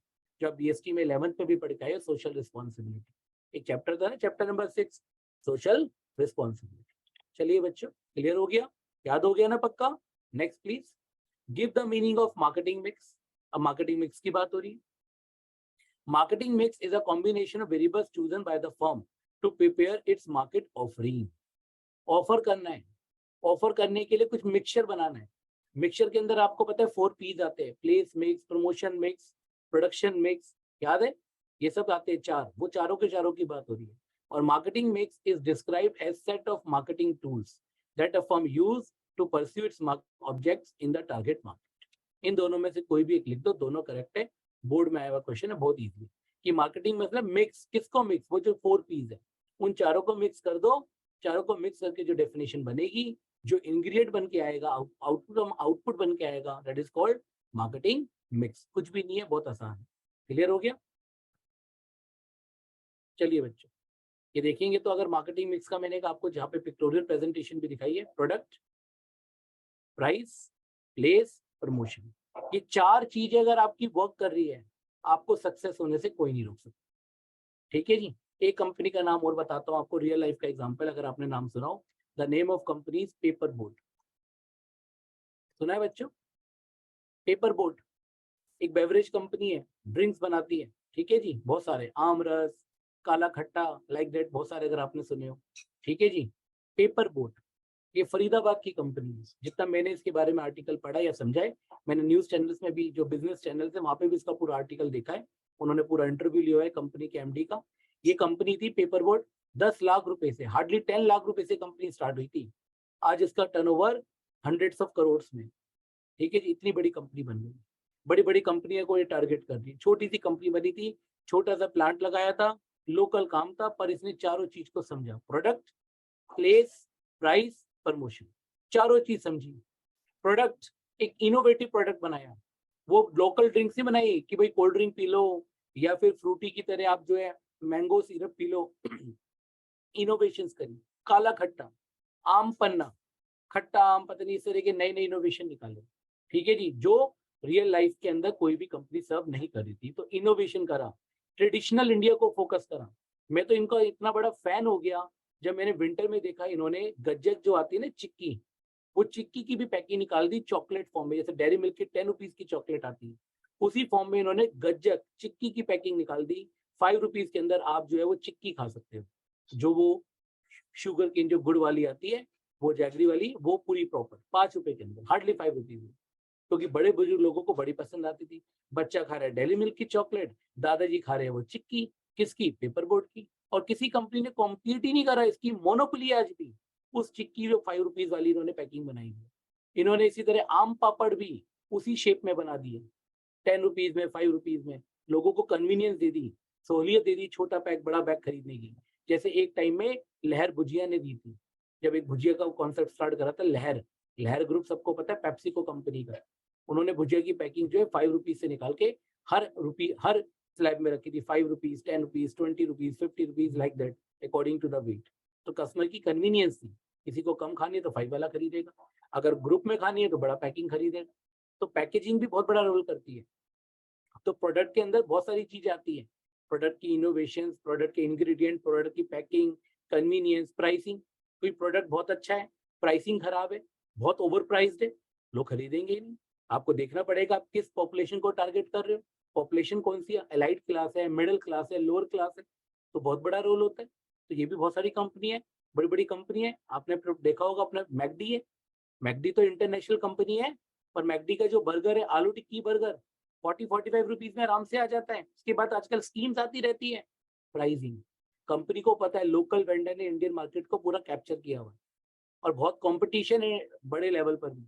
McD के साथ बर्गर किंग भी है, और भी है, पता नहीं कितनी कंपनी है। कंपटीशन करना है तो कस्टमर को ऐसा रेट देना पड़ेगा जो पॉकेट फ्रेंडली हो, छोटा बच्चा भी खा ले, बड़ा बच्चा भी खा ले, बड़ा भी खा ले, लोअर इनकम ग्रुप भी खा ले, मिडिल भी खा ले, अपर भी खा ले। और आपने देखा होगा मैकडी के अंदर हर तरह का, हर टाइप का बंदा मिलता है, हर कैटेगरी का मिलता है, हर क्लास का मिलता है। तो प्राइसिंग सही होनी चाहिए। अगर मैकडी इसका 99 रुपीज रख देता, देखते आप 50% तो पॉपुलेशन अब गायब ही हो जाती। जब बर्गर किंग आया था, उसने स्टार्टिंग में रेट बहुत हाई रखे थे, पर उसने देखा कि मैकडी की मार्केट क्या है, फटाफट उन्होंने मार्केट मार्केट को समझा और मैकडी के कॉम्पिटिटिव रेट करे, और फिर बर्गर किंग की मार्केट भी धीरे धीरे धीरे बढ़ती चली गई। और आज मैकडी के साथ साथ आपको पता है बर्गर किंग भी उसका एक बहुत अच्छा ऑल्टरनेटिव है ना बच्चों? सारे रियल लाइफ के एग्जांपल दे रहा हूँ आपको। प्लेस मिक्स, सही प्लेस पे होनी चाहिए, सही जगह होनी चाहिए। जैसे इसका एग्जांपल देता हूँ, बड़ा फनी एग्जांपल है। मैंने बहुत लोगों को देखा है, मम्मी पापा जो है शादी में जा रहे हैं, किसी अंकल की मैरिज है या दीदी की मैरिज है, भैया की मैरिज है, हुज एवर मैरिज में जा रहे हैं। अगर आप लोगों ने देखा, मैरिज में जब जाते हैं तो आपने देखा होगा चुन्नू साथ में जा रहे हैं, छोटा बच्चा है, ठीक है जी। और जैसे ही वो मैरिज में एंटर कर रहे होते हैं, एंट्री गेट पे बैलून वाले खड़े होते हैं। आपने बैलून वाले को देखो ना, तो बैलून वाला जो वो बजा रहा होता है सीटी ऐसे बड़ी स्पीड से बजाने लग जाता है। उसे पता है मेरा टारगेट कस्टमर आ गया। वो कौन है? बच्चा। बच्चा नहीं सुने, इसलिए वो अपनी जो भी सीटी बजा रहे हैं बड़ी स्पीड से बजा रहे हैं, जितना भी मैक्सिमम वॉल्यूम अपना जो निकाल सकता है, जिससे कि बच्चे का टेंशन जाए। और जैसे ही बच्चे का टेंशन जाता है, बच्चा पापा मम्मी को इशारे करता है, पापा मुझे बैलून चाहिए, ठीक है जी, हो गया जी स्टार्ट। अब बैलून चाहिए। अब बंदे कहाँ खड़ा है? बिल्कुल एंट्री गेट पे। बैक गेट पे खड़ा होता कोई पूछता नहीं उसको, पार्किंग में होता कोई नहीं पूछता, पर वो खड़ा का है सही जगह। उसे पता ही नहीं, यही this is the right choice baby. आहा, समझ रहे हो?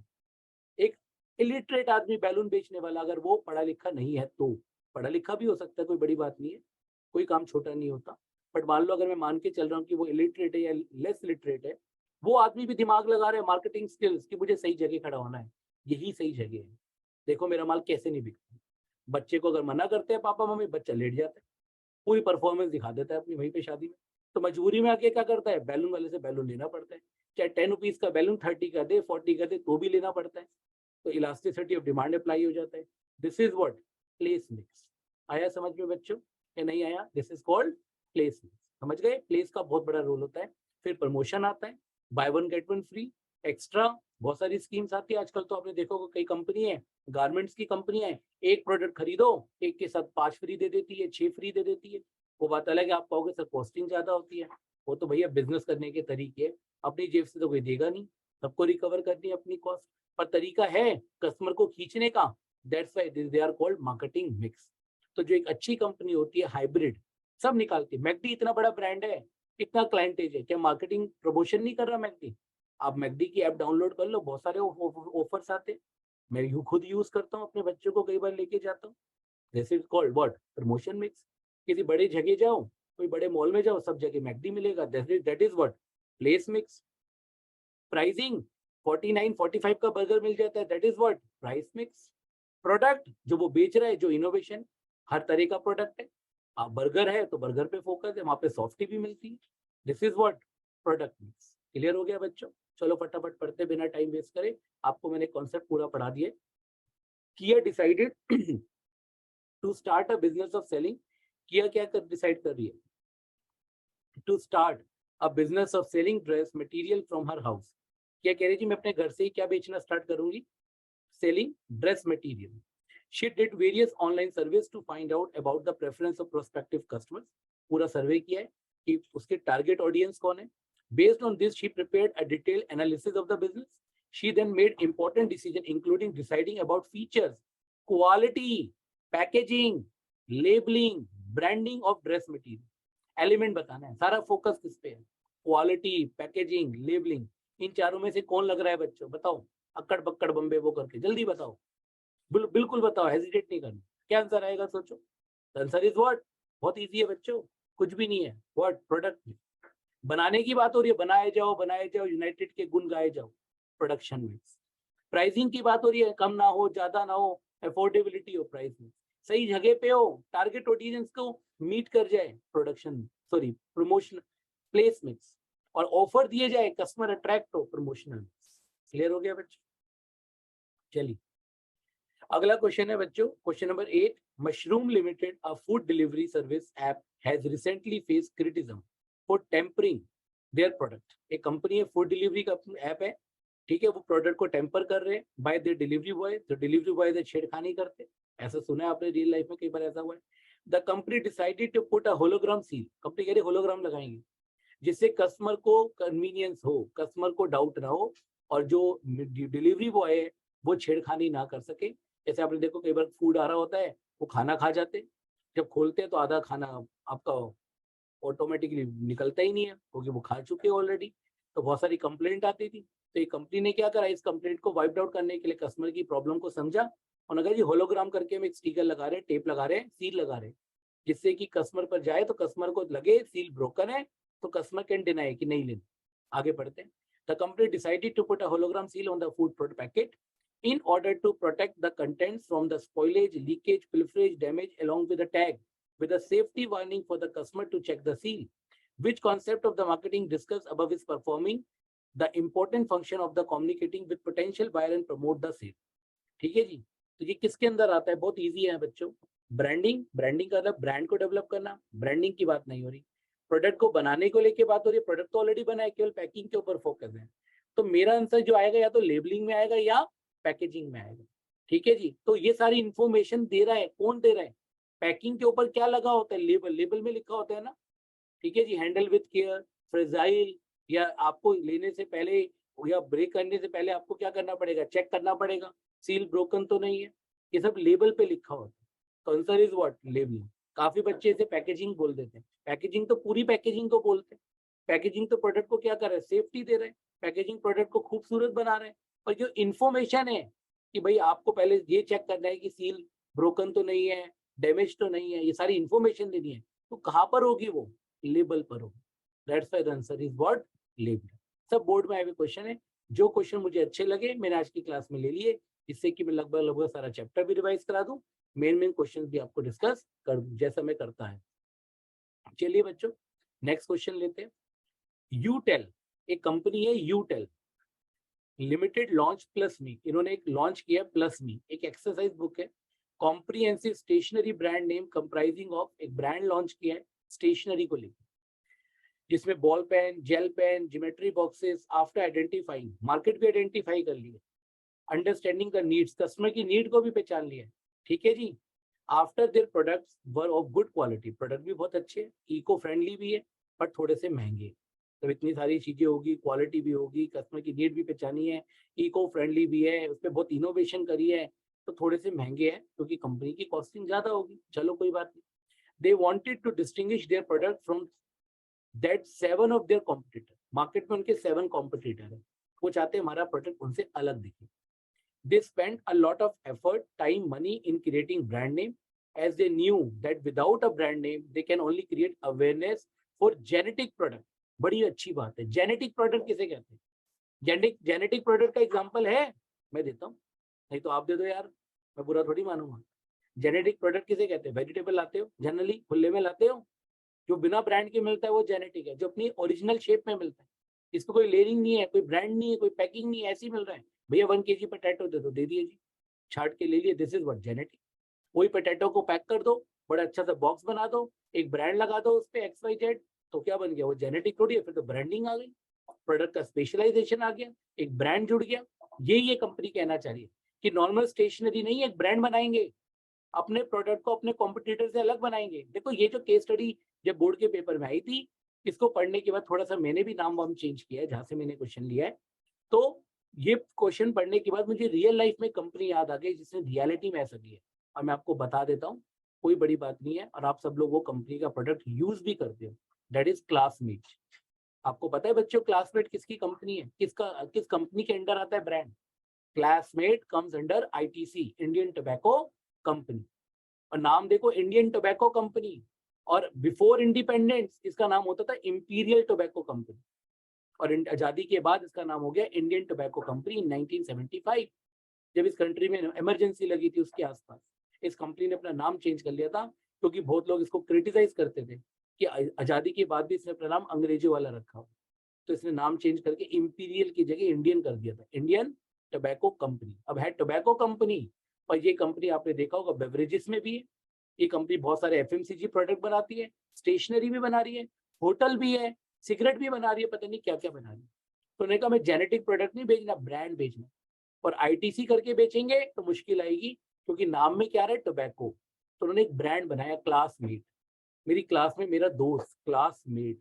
और आपने देखा होगा आजकल बहुत बच्चे इस कंपनी का, इस ब्रांड का प्रोडक्ट यूज करते हैं। एक्सपेंसिव है, क्वालिटी भी है, आ रहा है ना ये सब चीजें। तो आई थिंक वहीं से कोई केस स्टडी बनाया गया है, जब भी जिस भी पेपर सेटर ने बनाया हो।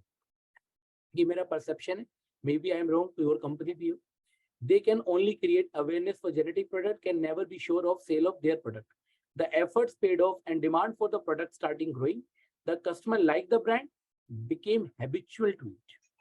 They did not mind paying a higher price. ये सब रियलिटी में मैंने खुद ऑब्जर्व करा है, जिस कंपनी के बारे में बात कर रहा हूँ।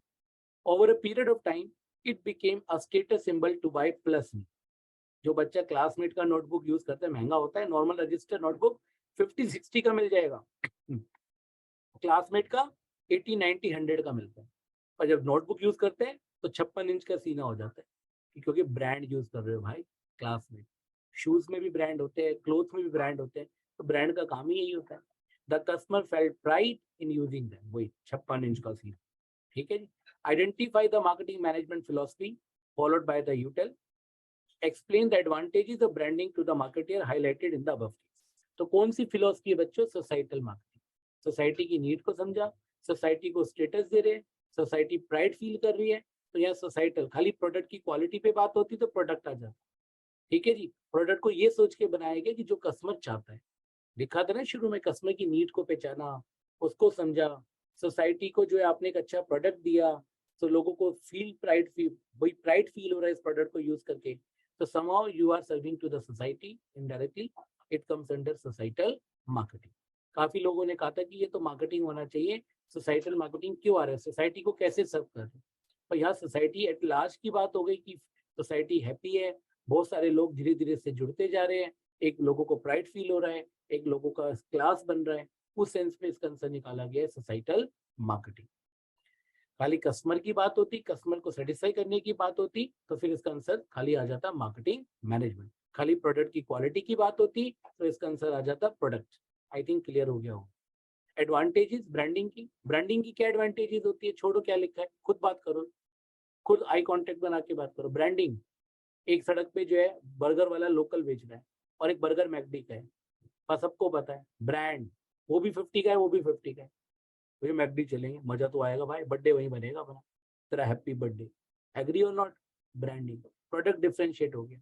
एक लोकल है जेनेटिक और एक brand McD, this is brand differentiation. Brand होता है तो एडवर्टाइजिंग होती है, जगह जगह मैकडी के ऐड लगे होते हैं, आलू टिक्की बर्गर, ये बर्गर वो बर्गर, या जो भी McPuff like that, display the programs. और जब ब्रांडिंग होती है तो प्राइसिंग भी वेरी करती है। आपने देखा होगा ब्रांडिंग से ग्रेडिंग होती है, फिर ग्रेड निकालते हैं, अलग अलग ग्रेड के प्रोडक्ट, ग्रेड 1, ग्रेड 2, थोड़ा लोकल। जैसे सर्फ डिटर्जेंट कंपनी आपने सुना होगा, एक कंपनी है हिंदुस्तान यूनिलीवर, सुना है बच्चों? 2 मिनट और लूंगा, आपको बड़ा इंटरेस्ट बताता हूँ क्योंकि चैप्टर है ही सारा एग्जाम्पल्स का। There is a company Hindustan Unilever limited, उस कंपनी ने एक प्रोडक्ट निकाला अपना सर्फ डिटर्जेंट, बहुत चला, बहुत हिट हुआ, इतना हिट हो गया कि लोगों की हर घर की पसंद बन गई सर्फ डिटर्जेंट। ठीक है जी, जबकि डिटर्जेंट है।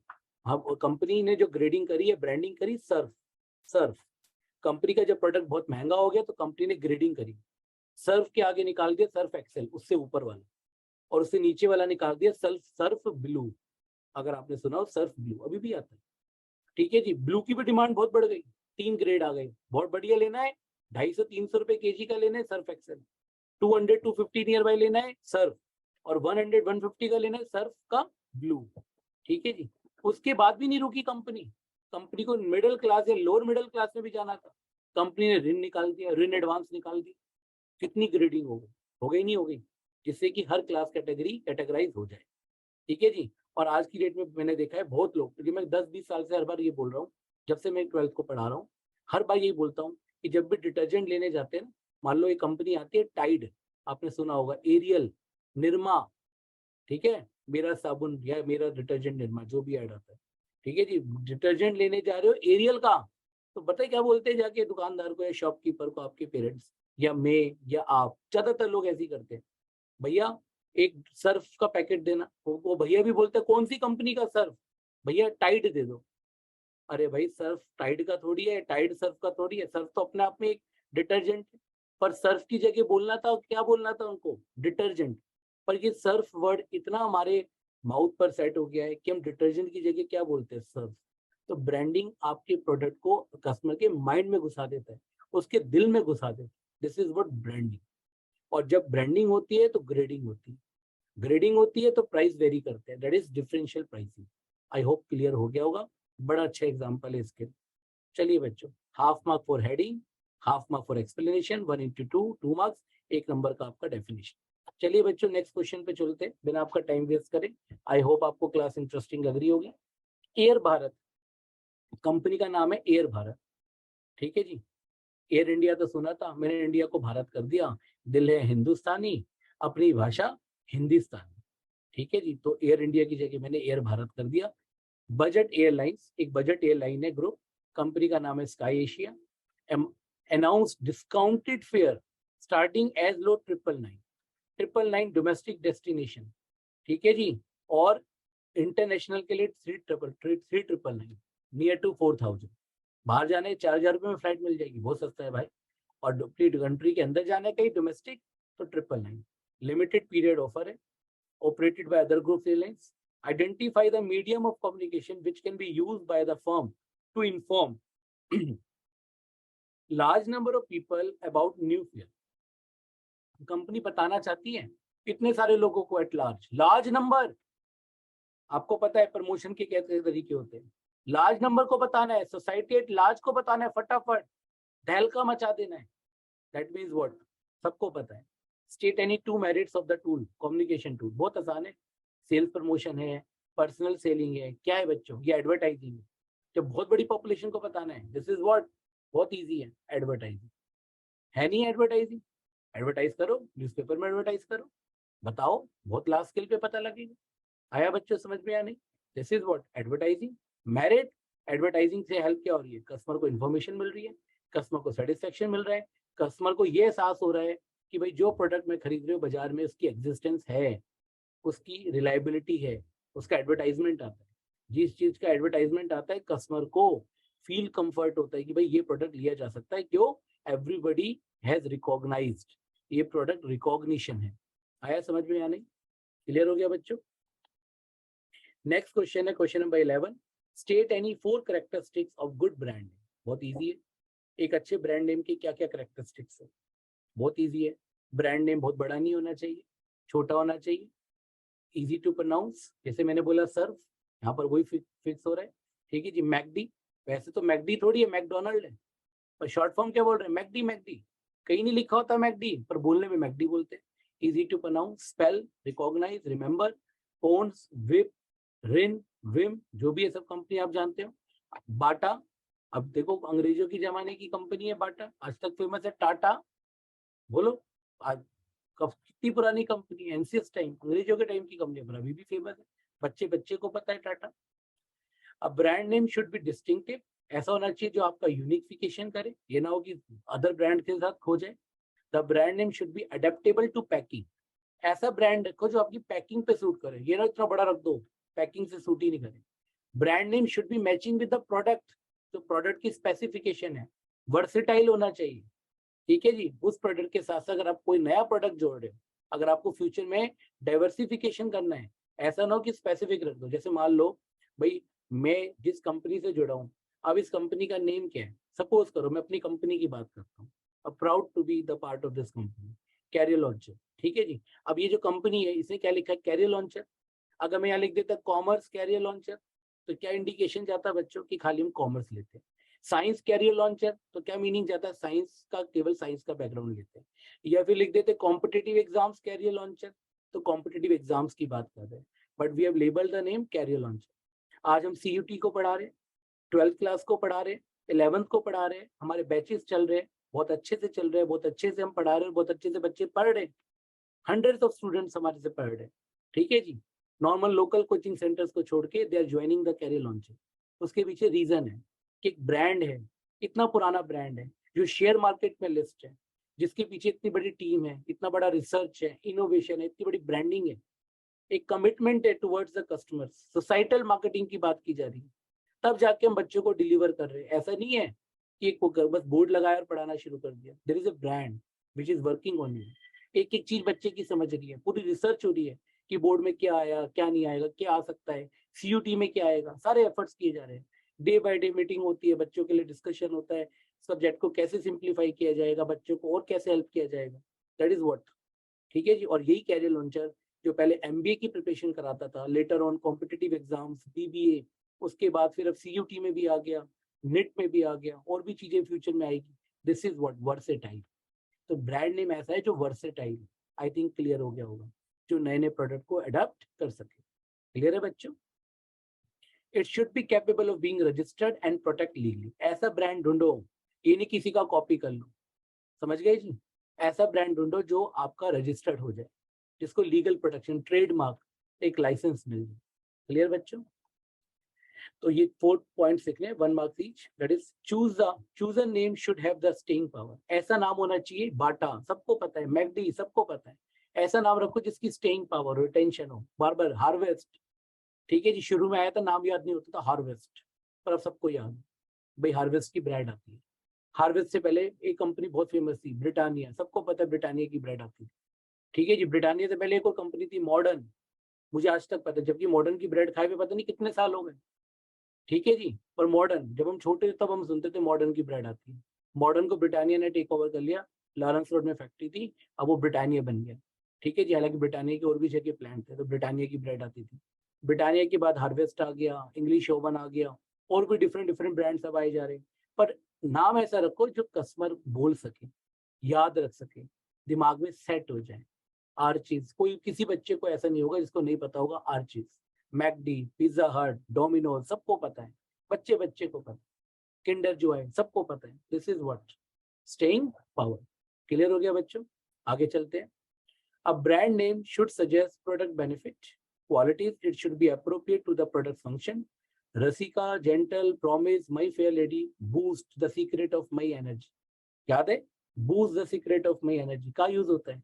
This is what Sachin Tendulkar ji ad करते हैं ना, जो एनर्जी ड्रिंक के लिए आते हैं, पाउडर आता है बूस्ट। चलिए बच्चों, state any 4 functions of packaging. Packaging के 4 फंक्शंस हमें डिस्कस करने हैं, बहुत इजी है। पैकेजिंग के क्या फंक्शंस होते हैं? बड़ा इजी है भाई। आपके प्रोडक्ट को आइडेंटिफाई करने में हेल्प कर, दूर से पता लग जाता है किस कंपनी का। टाइड का देखा होगा ना, ऑरेंज कलर का, जो पीछे मेरा लोगो लगा हुआ है, उस कलर का टाइड का डिटर्जेंट का पैकिंग आता है, सबको पता है। सर्फ का ब्लू कलर का होता है, दूर से पता लग जाएगा कि ये जी इस कंपनी का प्रोडक्ट है। ठीक है जी। हार्वेस्ट कंपनी की अलग पैकिंग है, इंग्लिश ओवन की अलग पैकिंग है, तो दूर से पता लग जाएगा। पिज्जा हट का अलग लोगो है, डोमिनोज का अलग है। छोटे बच्चे को बेवकूफ नहीं बना सकते। डोमिनोज में ले जाए पापा मम्मी, बेटा ले पिज्जा हट आ गए, बच्चा समझा नहीं मम्मी ये पिज्जा हट नहीं है, ठीक है, ये क्या है, डोमिनोज है। प्रोडक्ट को आइडेंटिफाई करने में, कंपनी को, प्रोडक्ट को, ब्रांड को आइडेंटिफाई करने में हेल्प करता है पैकेजिंग। प्रोडक्ट प्रोटेक्शन, पैकेजिंग से प्रोडक्ट की प्रोटेक्शन होती है, वो तो होती है। अच्छे अच्छे प्रोडक्ट को अच्छी अच्छी प्रोडक्शन मिलती है, उसकी लाइफ ड्यूरेबिलिटी बढ़ती है। फ्रेजाइल होते हैं, ब्रेक होने से, खराब होने से उनको हेल्प करती है। और आजकल आपको पता है, पहले जो है, इसका एग्जांपल देता हूँ, टोमेटो केचप। ठीक है जी। मैं तो लाइव एग्जांपल क्लास में पढ़ाते हुए देता था, पर ऑनलाइन क्लास है तो आपको समझा ही देता हूँ। आप लोगों ने देखा होगा केचप आती है, किसान टोमेटो केचप, मैगी केचप। पुराने जमाने में वो ग्लास बोतल आती थी पूरी, और वो ग्लास बोतल होती थी, फ्रिज में रखते थे। कई बार हाथ हमारे जो है वेट है, गीले हैं, और अचानक से बोतल फिसल गई, ग्लास टूट गया, पता लगा कोई एक्सीडेंट ना हो गया, प्लस नुकसान तो नुकसान हो ही गया। कंपनी ने आपकी प्रॉब्लम को समझा, कंपनी ने ग्लास बोतल को किस में कन्वर्ट करा, एक टेट्रा पैक में कन्वर्ट कर दिया, एल्यूमिनियम फॉइल का। बड़ा ईजी है। ठीक है जी। जितना चाहिए उतना निकाल लो, फिर वो बंद कर दो, जैसे टूथपेस्ट निकालते। अगर आपको याद हो, कितना अच्छा हो गया जी। प्रोडक्शन की प्रोडक्शन हो गई, प्रोडक्ट का प्रोडक्ट सेव हो रहा है। ठीक है जी। खराब नहीं हो रहा, टूटने फिरने का डर नहीं है, आसानी से कैरी हो जाता है। तो उसमें भी 2-2 3-3 लग जाते हैं, नहीं तो बोतल तो फिर कैरी करनी पड़ती है। फैसिलिटेट यूज ऑफ प्रोडक्ट, जो मैंने बताया, यूज करने में हेल्प हो रही है। This is called what, facilitate use of product. Clear हो गया? प्रमोशन करने में हेल्प होती है पैकेजिंग से। अच्छी पैकेजिंग होती है, लोग तो पैकिंग से खरीद लेते हैं, यार इसकी पैकिंग बड़ी जबरदस्त है, अंदर से कैसा होगा मुझे नहीं पता, पैकिंग बड़ी अच्छी लग रही है। किंडर जो है, मैं एग्जांपल दे रहा हूँ, पैकिंग से बहुत बिकता है। बहुत बड़े बड़े कंपनियों के स्टेशनरी प्रोडक्ट्स आते हैं, पैकिंग इतनी जबरदस्त होती है, आप उसी वजह से उनको खरीद लेते हो। पार्कर के पेन आपने देखा होगा कितनी अच्छी पैकिंग होती है, इसलिए लोग खरीद लेते हैं। क्वालिटी तो होती होगी नो डाउट अच्छी। चलिए, state any 4 components of physical distribution. Physical distribution के 4 कंपोनेंट्स बताने, केवल 4 बताने। ठीक है जी। फिजिकल डिस्ट्रीब्यूशन, लॉजिस्टिक मैनेजमेंट, इसी का ऑल्टरनेट नेम है लॉजिस्टिक मैनेजमेंट। फिजिकली डिस्ट्रीब्यूट, इसमें वो है ना लेवल्स ऑफ डिस्ट्रीब्यूशन, जीरो। ठीक है जी। जीरो लेवल वाला डायरेक्टली प्रोड्यूसर बेच रहा है, जो आपके सिलेबस का पार्ट नहीं है।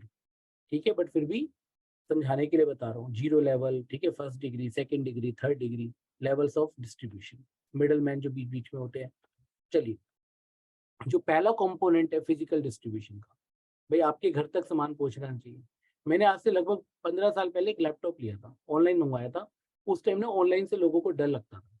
हमें, अब जो डेल कंपनी है ना, डेल, डेल से मंगवाया था डायरेक्ट। डेल कंपनी के कस्टमर केयर पे कॉल किया, लैपटॉप बुक कराया, उनकी शायद वेबसाइट पे गया, लैपटॉप बुक कराया, ऑनलाइन पेमेंट करी, उनके अकाउंट में पैसे गए, डर डर के पेमेंट करी थी है, पता नहीं, क्योंकि उस टाइम ऑनलाइन का इतना फैशन नहीं था। ठीक है, नियर बाय 15-17 ईयर्स बिफोर मैं आपको बात बता रहा हूँ, तब इतना फैशन नहीं था इन चीज़ों का, ऑनलाइन से लोगों को बड़ा डर लगता था। और लैपटॉप भी बड़ा महंगा था, मुझे अभी तक याद है 44,000 का था। तो बड़े डर डर के मैंने अपने पैसे इकट्ठे करे और लैपटॉप के लिए पेमेंट करी। पेमेंट करने के बाद मैंने ऑनलाइन पेमेंट करी, और जब तक मेरे घर नहीं आके मेरा दिल धड़क रहा था, क्योंकि लैपटॉप आया था बैंगलोर से। दिल्ली में उस टाइम डेल के लैपटॉप मिलते ही नहीं थे। 15 साल पुरानी बात है, 17-18 साल पुरानी बात है, मुझे याद नहीं है। बैंगलोर से उनका कस्टमर केयर से डील होता था, तो वहां से मैंने पेमेंट करी, उनको बोला, उन्होंने मेरी बुकिंग ली, फिर उन्होंने मुझे लिंक बताया, इस अकाउंट में पैसे जमा करा दो, मैंने पैसे जमा कराए। फिर जाके 3-4 दिन बाद एक बड़ा सा मेरी गली में स्ट्रीट के अंदर एक ट्रक आया, इतना बड़ा ट्रक आया, मैं देख के लिया कि लैपटॉप इतने बड़े ट्रक में है। पर वो तरीका होगा, वो ट्रक वहीं से डायरेक्ट आ रहा होगा कस्टमर्स के, धीरे धीरे जहाँ पे भी कस्टमर्स के ऑर्डर है उनको डिलीवर करता हुआ जाएगा। This is called transportation. नहीं तो बैंगलोर से कैसे आता बच्चों, बड़ा मुश्किल होता, चाहे एयर फ्लाइट से आया, चाहे रेलवे से आया, चाहे रोडवेज से आया, दैट इज व्हाट ट्रांसपोर्टेशन। तो फिजिकल डिस्ट्रीब्यूशन का मेजर कंपोनेंट क्या है, ट्रांसपोर्टेशन। फिर वेयर हाउसिंग, अभी मैंने ब्लिंकिट का एग्जांपल दिया था, मेरे घर के बिल्कुल पास है, 5 मिनट में डिलीवरी होती है, बड़ा पर्सनल वाली सिचुएशन होती है। आई एम टू हैप्पी कि भाई 5 मिनट में ऑर्डर आ जाता है। एक दिन घर में कोई बहुत इंपॉर्टेंट इंग्रेडिएंट आइटम खत्म थी किचन की, I am getting late for my office, wife ने बोला कि भाई ये ला दो, अब मेरी टेंशन हो गई, अरे भाई अब कहाँ से ला दो, तो मेरा जाने का टाइम हो रहा है। वाइफ कह रही मुझे नहीं पता खाना कैसे बनेगा, अब मेरे को टेंशन हो गई। मैं कहा भाई देखते हैं, दिमाग में आइडिया, टिंग टोंग ब्लिंकिट। तभी मैंने एडवर्टाइज वो उसको फोन किया ब्लिंकिट को, ठीक है जी, मैं कहा चलो आ जाएगा, और देखा मैं ऑफिस निकल ही रहा था, ऑर्डर आ गया, डिलीवरी बॉय लेकर आ गया, पेमेंट कर दिया, आई वॉज वेरी हैप्पी, अब टेंशन खत्म हो गई, नहीं तो पूरा दिन टेंशन में बीतता। This is what warehousing. Inventory control we have already discussed. Order processing, अगर ऑर्डर प्रोसेसिंग, अभी मैं अपने अपने किसी फैमिली मेंबर के लिए कोई कैब बुक कर रहा था थोड़ी देर पहले, they the person used to go somewhere, तो एक कंपनी में नाम नहीं लूंगा, कंपनी एक्स और कंपनी वाई, नहीं तो बच्चे कहेंगे ऐसा कंपनियों को एडवर्टाइजमेंट ही कर रहे हैं इनडायरेक्टली, क्या करें, एग्जाम चैप्टर ही ऐसा है बच्चों। अब एक्स कंपनी को मैं बुक कर रहा था, वहाँ पे कैब या जो भी मुझे ऑटो चाहिए था, बहुत देर से लगा, वो बुकिंग ही नहीं हो रही, वो दिखा रहे कि राइडर अभी हम प्रोसेस में है, प्रोसेस में है, प्रोसेस में, मेरा ऑर्डर ही नहीं ले रहे। पर जैसी ही कंपनी बी की मैंने ऐप डाउनलोड करी अपने फ़ोन में, जैसे ही डाउनलोड हुई और मैंने कोशिश करी, 2 मिनट के अंदर मैसेज आ गया कि भाई आपकी कैब बुक हो गई और फलाना ड्राइवर आपके इस डेस्टिनेशन पे पिकअप के लिए पहुंच जाए। तो this is what order process. एक ऑर्डर देने की कोशिश करे और लेने नहीं था, प्रोसेसिंग ही इतना स्लो है, ठीक है, इतने सारे रिग्रेस प्रोसीजर है, तो अडेप्टेबिलिटी नहीं, इतनी देर में तो कस्टमर भाग जाएगा, मैं भाग गया, उस कंपनी से मेरा सेटिस्फेक्शन खत्म हो गया, मैं कहा भाई इससे ही करूंगा अब तो booking. This is what order process. Clear हुआ बच्चों? इसको याद करना हो तो इसके लिए मैंने एक छोटी सी टर्म बनाई हुई है, वोटी। पंजाबी में ना वोटी कहते हैं, वोटी, ठीक है जी, हालांकि मैं पंजाबी नहीं हूँ, पर फिर भी मेरे कई नॉन सर्कल में लोग हैं, तो सुनी हुई मूवी में भी सुना हुआ है वोटी, ठीक है जी। तो वोटी में वी की जगह मैंने डब्ल्यू लगा दिया, वोटी, we for W for warehousing, O for order processing, T for transportation, I for inventory. तो जब भी फिजिकल डिस्ट्रीब्यूशन आ जाए तो वोटी याद कर लो, वोटी इन रियल लाइफ जनानी, पर डेफिनेट स्पेलिंग में मैंने थोड़ा सा चेंज करा है, WOTI। तो वोटी लगाओ, उससे क्या आ जाएगा, कंपोनेंट्स ऑफ फिजिकल डिस्ट्रीब्यूशन, याद करने में आपको हेल्प हो। 1 मार्क का रीच, 4 मार्क्स का easily you people can attempt. अगला है बच्चों, state any 4 factors which affect determination of pricing. आ गया ना, इकोनॉमिक्स का क्वेश्चन आ गया बच्चों। आज BST की क्लास में आपको इकोनॉमिक्स पढ़ाऊंगा, तो देखना इकोनॉमिक्स पढ़ाने के मेरे स्किल्स। तो BST भी पढ़ा रहा हूँ, इकोनॉमिक्स भी पढ़ा रहा हूँ, एक तीर से 2 शिकार, ठीक है जी। चलो 3 शिकार, आपके बोर्ड में अच्छे मार्क्स भी दिलाऊंगा। चलो जी, factors affecting pricing decision. Pricing क्या फैक्ट, बड़ा जनरल नॉलेज है, मत पढ़ो इकोनॉमिक्स BST, जनरल नॉलेज लगा दो तो भी आ जाएगा। लागत, कॉस्ट, ठीक है जी। किसी आदमी से बोलो भैया इस प्रोडक्ट को इतने का दे दो, कान पकड़ लेता है सेलर वेंडर, भाई साहब नहीं दे सकता, इतने की तो मेरी खरीद नहीं है। कल मैं एप्पल लाया अपने घर के लिए, मैंने पूछा भैया क्या रेट, कह रहा 150 रुपीज़ kg। मैंने कहा 100 लगा ले, कह रहा भैया क्यों मजाक कर रहे हो, 50-50 रुपये का मार्जिन थोड़ी होता है, इतनी तो मेरी कॉस्टिंग भी नहीं है। मैं 120, 120, 125 का तो मुझे पड़ा है, 120 का खरीद के लाया हूँ, 5 रुपए की ट्रांसपोर्टेशन लगा लो, तो मैं आपको 100 रुपीज़ का कैसे दे दूंगा। जिसका मतलब उसका जो प्रोडक्ट का रेट होगा मोर देन 125 ही होगा, क्योंकि इसकी कॉस्ट ही कितनी है, 125। वही एप्पल कई बार मुझे 80 का भी मिल जाता है, वही एप्पल कई बार मेरे को 200 रुपये का भी लेना पड़ता है जब फेस्टिवल सीजन आते हैं, क्योंकि पीछे से कॉस्ट ज्यादा है तो रेट भी ज्यादा मिलेगा, पीछे से रेट कम है, डिमांड सप्लाई थ्योरी लग रही है तो मुझे रेट भी कम मिलेगा, that is product cost. I think clear हो गया हो। यूटिलिटी एंड डिमांड, किसी प्रोडक्ट की डिमांड ज्यादा है, इन डिमांड ज्यादा है तो आपको पता है higher demand creates higher price. This is what market disequilibrium, price mechanism, कि डिमांड ज्यादा है तो प्राइस भी बढ़ेगा और डिमांड कम है प्राइस घटेगा। ये लॉ ऑफ डिमांड नहीं है, लॉ ऑफ डिमांड उल्टा होता है, प्राइस एंड डिमांड थ्योरी है, ये डिमांड एंड प्राइस थ्योरी है, demand supply theory with respect to price determination. तो higher the demand, higher the utility, तो प्राइस बढ़ जाएगा। हाँ, लोअर द, अब जैसे आजकल मास्क की कोई डिमांड नहीं है, मास्क थे ना, मास्क लगाते थे, सब भूत बने हुए थे कोविड में, अब मास्क की डिमांड है नहीं, कोई नहीं पूछ रहा। वही मास्क स्टार्टिंग में आपको पता है कितने महंगे बिके, 250 को ब्लैक कलर के कंपनी के आते थे, डब्ल्यू से, WD पता नहीं क्या नाम था उस कंपनी का, मैं भूल गया, 250 नहीं, डब्ल्यू शेफ करके आई थी, 250 के मास्क बिकते थे दो। जब डिमांड जैसे जैसे कम होती चली गई, कोविड कंट्रोल होता चला गया, वही 250 वाला 50 का हो गया, और अब तो कोई फ्री में भी लेके राजी नहीं, क्योंकि कोई यूज ही नहीं कर रहा, एक्सेप्शनल पीपल यूज कर रहे हैं, may be pollution, may be safety concern, but अब ज्यादा लोग यूज नहीं कर रहे। तो यूटिलिटी खत्म, पैसा खत्म, अब तो फ्री में भी ना ले कोई फायदा ही नहीं, यूटिलिटी नहीं है भाई। हाँ, कोविड फैल जाएगा फिर यूटिलिटी बन जाएगी, that's why utility and demand. Extent of competition in the market, market में कंपटीशन बिल्कुल भी नहीं है, मोनोपोली है भाई आपकी, यू विल रॉक, छा गए गुरु, वो बोलते हैं ना सिद्धू जी, ओए गुरु छा गए गुरु। Extent of competition in the market, market में कंपटीशन नहीं है, डेफिनेटली आपकी मोनोपोली है, आपका प्राइसिंग ज्यादा होगा, और कंपटीशन बहुत ज्यादा है। तो अभी पता नहीं कल मैंने क्या प्रोडक्ट खरीदा था, अब बढ़ाते बढ़ाते याद हो जाएगा तो आपको बताऊंगा, तो कल की बात है, तो बंदे ने बोला भैया बहुत कंपटीशन है, ठीक है कुछ नहीं बच रहा भैया, ठीक है जी, मैं नहीं बच रहा, ठीक है भाई जितने का उतने का दे दो। किसी शॉप से कोई प्रोडक्ट लिया था आई थिंक, जो मुझे याद आ रहा है। तो this is what extent of competition in the market.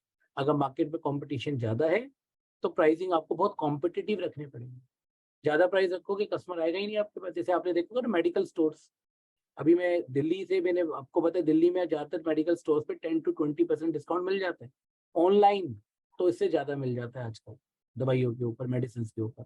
अभी थोड़े दिन पहले मैं अदर स्टेट्स में गया था, बता देता हूँ झूठ क्या बोलना आपको, गोवा गया था। गोवा में मेरे को, मेरा सन बीमार हो गया, मेरा एक फैमिली का अदर रिलेटिव, मतलब कोई रिलेटिव बीमार हो गए, तो suddenly I had to rush for medicine, जो भी मेडिसिन चाहिए थी। वहां मैंने डिस्काउंट मांगा, वो कह रहा भैया यहाँ नहीं चलता, कुछ है ही नहीं हमारे। क्यों नहीं है? दूर तक आपको कोई मेडिसिन की शॉप नहीं दिखेगी, मुझे दिखी भी नहीं, एक ही शॉप दिखी जहाँ पे मैं था, और जब शॉप ही एक है तो मेरी मजबूरी है, आई एम हेल्पलेस, कॉम्पिटिशन है ही नहीं, तो जो रेट मांगे मुझे देने पड़े, ठीक है भाई सब दे दो, बच्चा बीमार है लेकर जाना। That is the interpretation of extent of competition in the market. Clear हो गया? आई थिंक क्लियर हो गया होगा। गवर्नमेंट रेगुलेशन, अगर गवर्नमेंट की कोई रेगुलेशंस नहीं है तो प्राइसिंग आप अपने अकॉर्डिंग डिसाइड कर सकते हो, ज़्यादा ले सकते हो। और गवर्नमेंट ने प्राइस कंट्रोल कर रखा है, प्राइस सीलिंग कर रखी है, पता है इकोनॉमिक्स में पढ़ते हो आप, माइक्रो में पढ़ के आए हो, तो आपको भी प्राइसिंग कम रखनी पड़ेगी। तो गवर्नमेंट ने आपको फ्रीडम दे रखी है या नहीं, उस पर मैटर करेगा कि प्राइसिंग क्या होगी। मार्केटिंग मेथड यूज, कई लोग बहुत सारे मेथड यूज करते हैं मार्केटिंग के। The price of product is also affected by the methods techniques, जैसे buy one get one free, तो वो चोको स्टिक्स दिखा रहा था ना 180 रुपीज की स्टार्टिंग में, उसमें bye one get one free था। मैं अपने सन को कल यही बता रहा था, भाई थोड़े टाइम पहले, नियर 4-5 years बिफोर, ये 45-50 रुपीज का बॉक्स आता था जिसके स्नैच 180 रुपीज लिखे हुए। तो मेरे सन ने मुझे फटाफट रिप्लाई करा, पापा bye one get one free भी तो दे रहा है। मैं तो क्या आसान कर दिया, 180 को 2 से डिवाइड करो, कितना होता है, 180 डिवाइड बाई 2 90 होता है, तो भी भाई डबल हो गया, 45 का 90 हो गया। क्यों?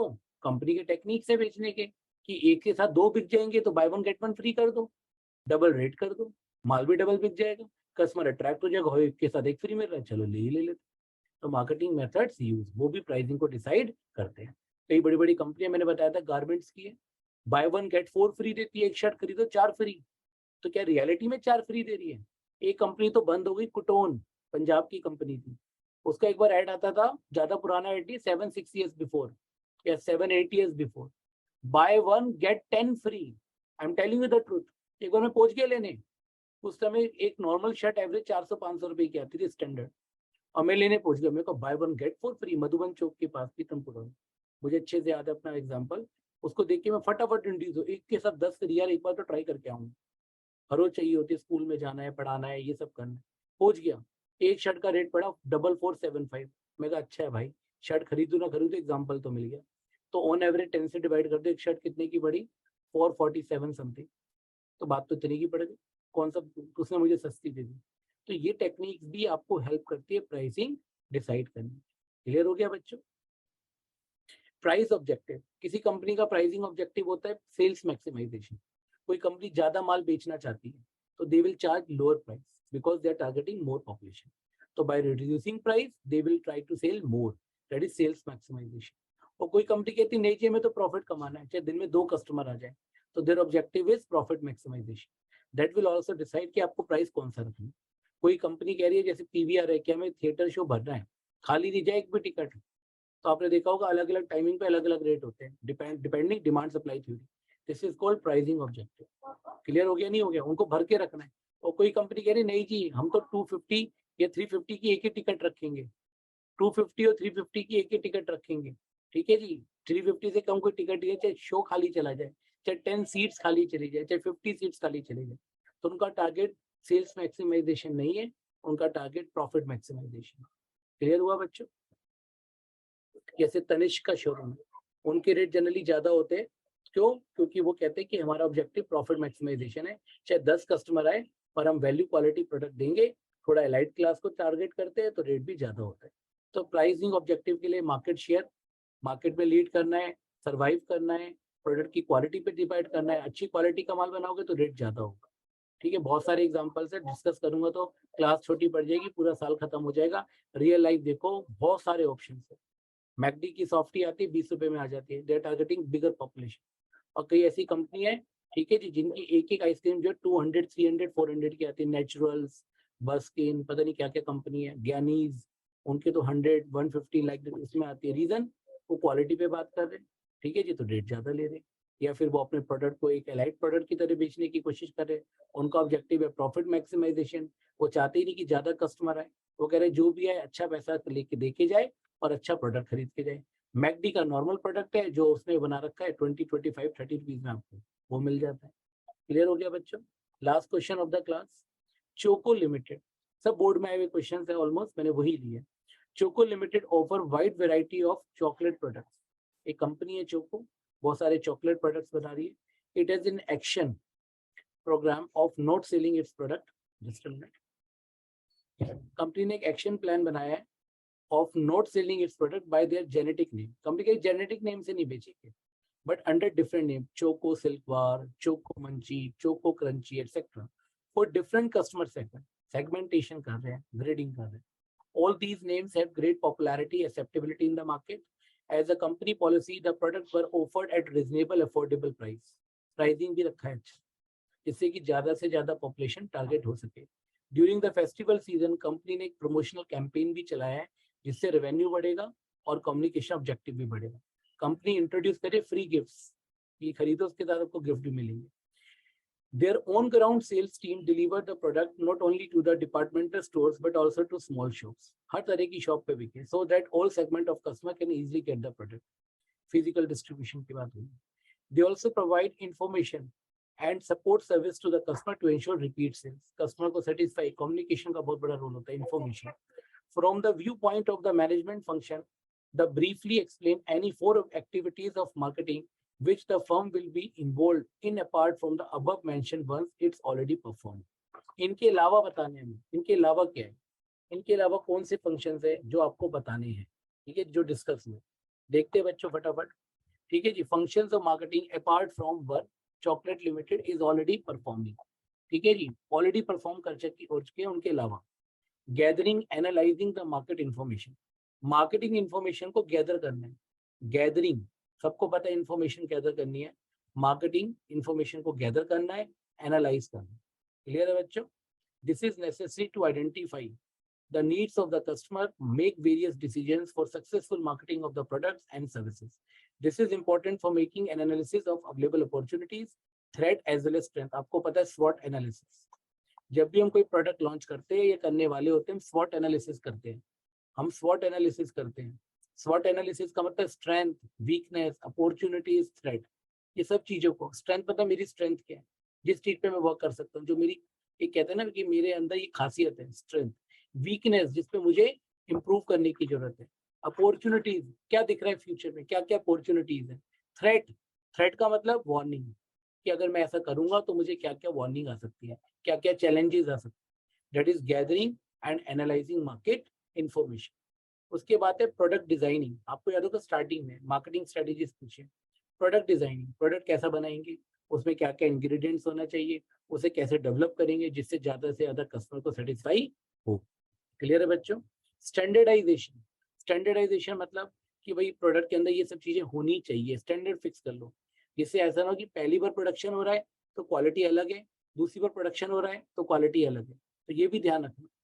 चोको जो कंपनी है चोकोज लिमिटेड, उसको ये भी याद रखना है कि जो आज प्रोडक्शन हो रहा है, जो कल प्रोडक्शन हो, जो 1 मंथ लेटर हो, जो 6 मंथ लेटर हो, ग्रेडिंग सॉरी स्टैंडर्डाइजेशन, जो आप एक बीएसटी में भी पढ़ते हो साइंटिफिक टेक्निक्स में, स्टैंडर्डाइजेशन एंड सिंप्लीफिकेशन। तो अगर आपने देखा होगा जितने भी बड़े बड़े ब्रांड है, जैसे मैगी नेस्ले की आती है, जब मर्जी मैगी का पैकेट खरीद लो, अंदर से वही मैगी की शेप निकलेगी जिग, वही पैकिंग निकलेगी, वही अंदर उसका मसाले का पैकेट निकलेगा, वही जो उसका प्रेजेंस है, अपीरियंस है, एज इट इज है, चाहे 10 साल पहले खाई चाहे आज खा रहे हो। मैकडी बर्गर चाहे दिल्ली में खा लो, चाहे दिल्ली के अंदर पंजाबी बाग में खा लो, चाहे साउथ एक्स में खा लो, चाहे करोल बाग में खा लो, चाहे किसी भी मॉल में खा लो, चाहे गुड़गांव खा लो, चाहे कन्याकुमारी खा लो, हर जगह मैकडी का स्टैंडर्डाइजेशन मिलेगा। तो ये भी बहुत जरूरी है आपके प्रोडक्ट में। पैकिंग एंड लेबलिंग, उस पैराग्राफ में पैकेजिंग और लेबलिंग की भी बात नहीं हुई है। पैकिंग क्या होता है, लेबलिंग क्या होता है, we have already discussed. Transportation we have also discussed कि फिजिकल मूवमेंट कैसे होगी, कैसे आप कस्टमर तक पहुंचाओगे। प्रोडक्ट की क्वालिटी प्रोडक्ट के फीचर पे डिपेंड करेगा। अब आप किसी फर्नीचर शोरूम से बहुत बड़ा फर्नीचर खरीद रहे हो, डबल बेड खरीद रहे हो, वो थोड़ी कोई साइकिल या स्कूटी वाला ले आएगा, स्विगी वाला चलो पीछे सीट पे बैठ के ले आएगा, वो तो भी बड़े मोड ऑफ ट्रांसपोर्टेशन से आएगा। तो ये भी डिसाइड करनी है कि जो प्रोडक्ट है उसको कैसे फैलाना है, ज्योग्राफिकली उसको कैसे लोकेट करोगे, कैसे सेपरेट करोगे, कितने वेयर हाउसेज बनाने पड़ेंगे जिससे कस्टमर तक वो आसानी से पहुंच सके। स्टोरेज एंड वेयर हाउस, जब ट्रांसपोर्टेशन की बात आती है बच्चों, स्टोरेज एंड वेयर हाउसिंग की आती है। डिमांड कितनी है, डिमांड के हिसाब से स्टोरेज करना पड़ेगा। कभी केमिस्ट की शॉप पे जाते हो प्रेस्क्रिप्शन लेके डॉक्टर का, तो आपने देखा होगा केमिस्ट क्या करता है, आपको मेडिसिन डिलीवर करने से पहले, हैंड ओवर करने से पहले अपनी नोटबुक में मेडिसिन का नाम लिख रहा होता है। अब ये बड़ी मजे की बात है, उसके पास मेडिसिन है, आपको दे भी रहा है, पर उससे पहले नोट कर रहा है, तब जाके फिर वो अपना बिलिंग करता है, क्योंकि उसे पता है अगर भूल गया कल दूसरा कस्टमर आएगा और मेरा स्टॉक खत्म निकला, तो फिर वो कस्टमर वापस पहुंच जाएगा, और जो मैंने कस्टमर रिटेंशन पॉलिसी बना रखी है कीपिंग, वो मेरी कहीं ना कहीं डिसकंटिन्यू हो जाएगी। तो जैसे ही केमिस्ट को पता लगता है कि मेरा स्टॉक कम है, हार्डली 1-2 पैकेट्स रह गए उसके मेडिसिन के, इमीडिएटली वो अपनी ऑर्डर शीट में लिख लेता है कि जब वेंडर आएगा कल, डिस्ट्रीब्यूटर का लड़का आएगा, तो मैं उसको ये सारी मेडिसिन की प्रेस्क्रिप्शन लिखवा दूं, जिससे कि इनकी वो सप्लाई मुझे प्रॉपरली दे दे। स्टोरेज रखना जरूरी है, स्टॉक मेंटेन करना जरूरी है, वेयर हाउसिंग, जिससे कस्टमर वापस ना जाए, पर आप सही टाइम पर सही प्रोडक्ट कस्टमर को डिलीवर कर सको। कस्टमर एक बार लौट गया, वापस आना मुश्किल होता है, याद रखना बच्चों। क्लियर हुआ बच्चों? तो आज की क्लास में इतना ही है बच्चों। लगभग हमने सारे टॉपिक जो मार्केटिंग मैनेजमेंट के, each and every topic we have covered according to syllabus. 1-2 topic रह गए हो, बहुत इजी टॉपिक जो है, अगर वो छूट भी गए होंगे तो they will become too easy. उसमें कोई भी क्वेरीज आती है according to the syllabus, don't feel hesitate, जो हमारा टेलीग्राम ग्रुप है आप हमने पूछ सकते हो, और यदि मुझे लगेगा और कोई टॉपिक ऐसा होगा तो सर्टेनली मैं अगली क्लास में वो कवर कर दूंगा, क्योंकि जो हमारा नेक्स्ट क्लास है वो छोटी है, क्योंकि चैप्टर बहुत ईजी है, छोटा चैप्टर है। तो मेरी कोशिश ये रहेगी कि जो कोई टॉपिक छूट गए हैं इन क्लासेस में, या फिर कोई टॉपिक बहुत ज़्यादा इंपॉर्टेंट है, वो टॉपिक भी मैं आपको अगली क्लास में 10-15 मिनट्स में डिस्कस जरूर करूँगा, जिससे कि हमारी ये 10 की 10 क्लासेस कॉम्प्रिहेंसिव हो और आपको ओवरऑल पेपर अटेम्प्ट करने में हेल्प करे। तो बच्चों टाइम बिल्कुल वेस्ट मत करिएगा, आपके पास बिल्कुल टाइम नहीं बचा है, अपना टाइम जुडिशियस यूज करिए, एक एक टाइम को वैल्यूएबल यूज करके अपने अच्छे से अच्छे स्कोर करिए, और चाहे वो बोर्ड का एग्जाम हो, देयर आफ्टर रुकिएगा मत, CUT भी है। तो 2 डेस्टिनेशन है, दोनों आपको एक साथ साइमल्टेनियसली ओवरकम करनी है, दोनों में टारगेट अचीव कर। तो all the best from my side, we will be meeting in the next class, for that bye bye.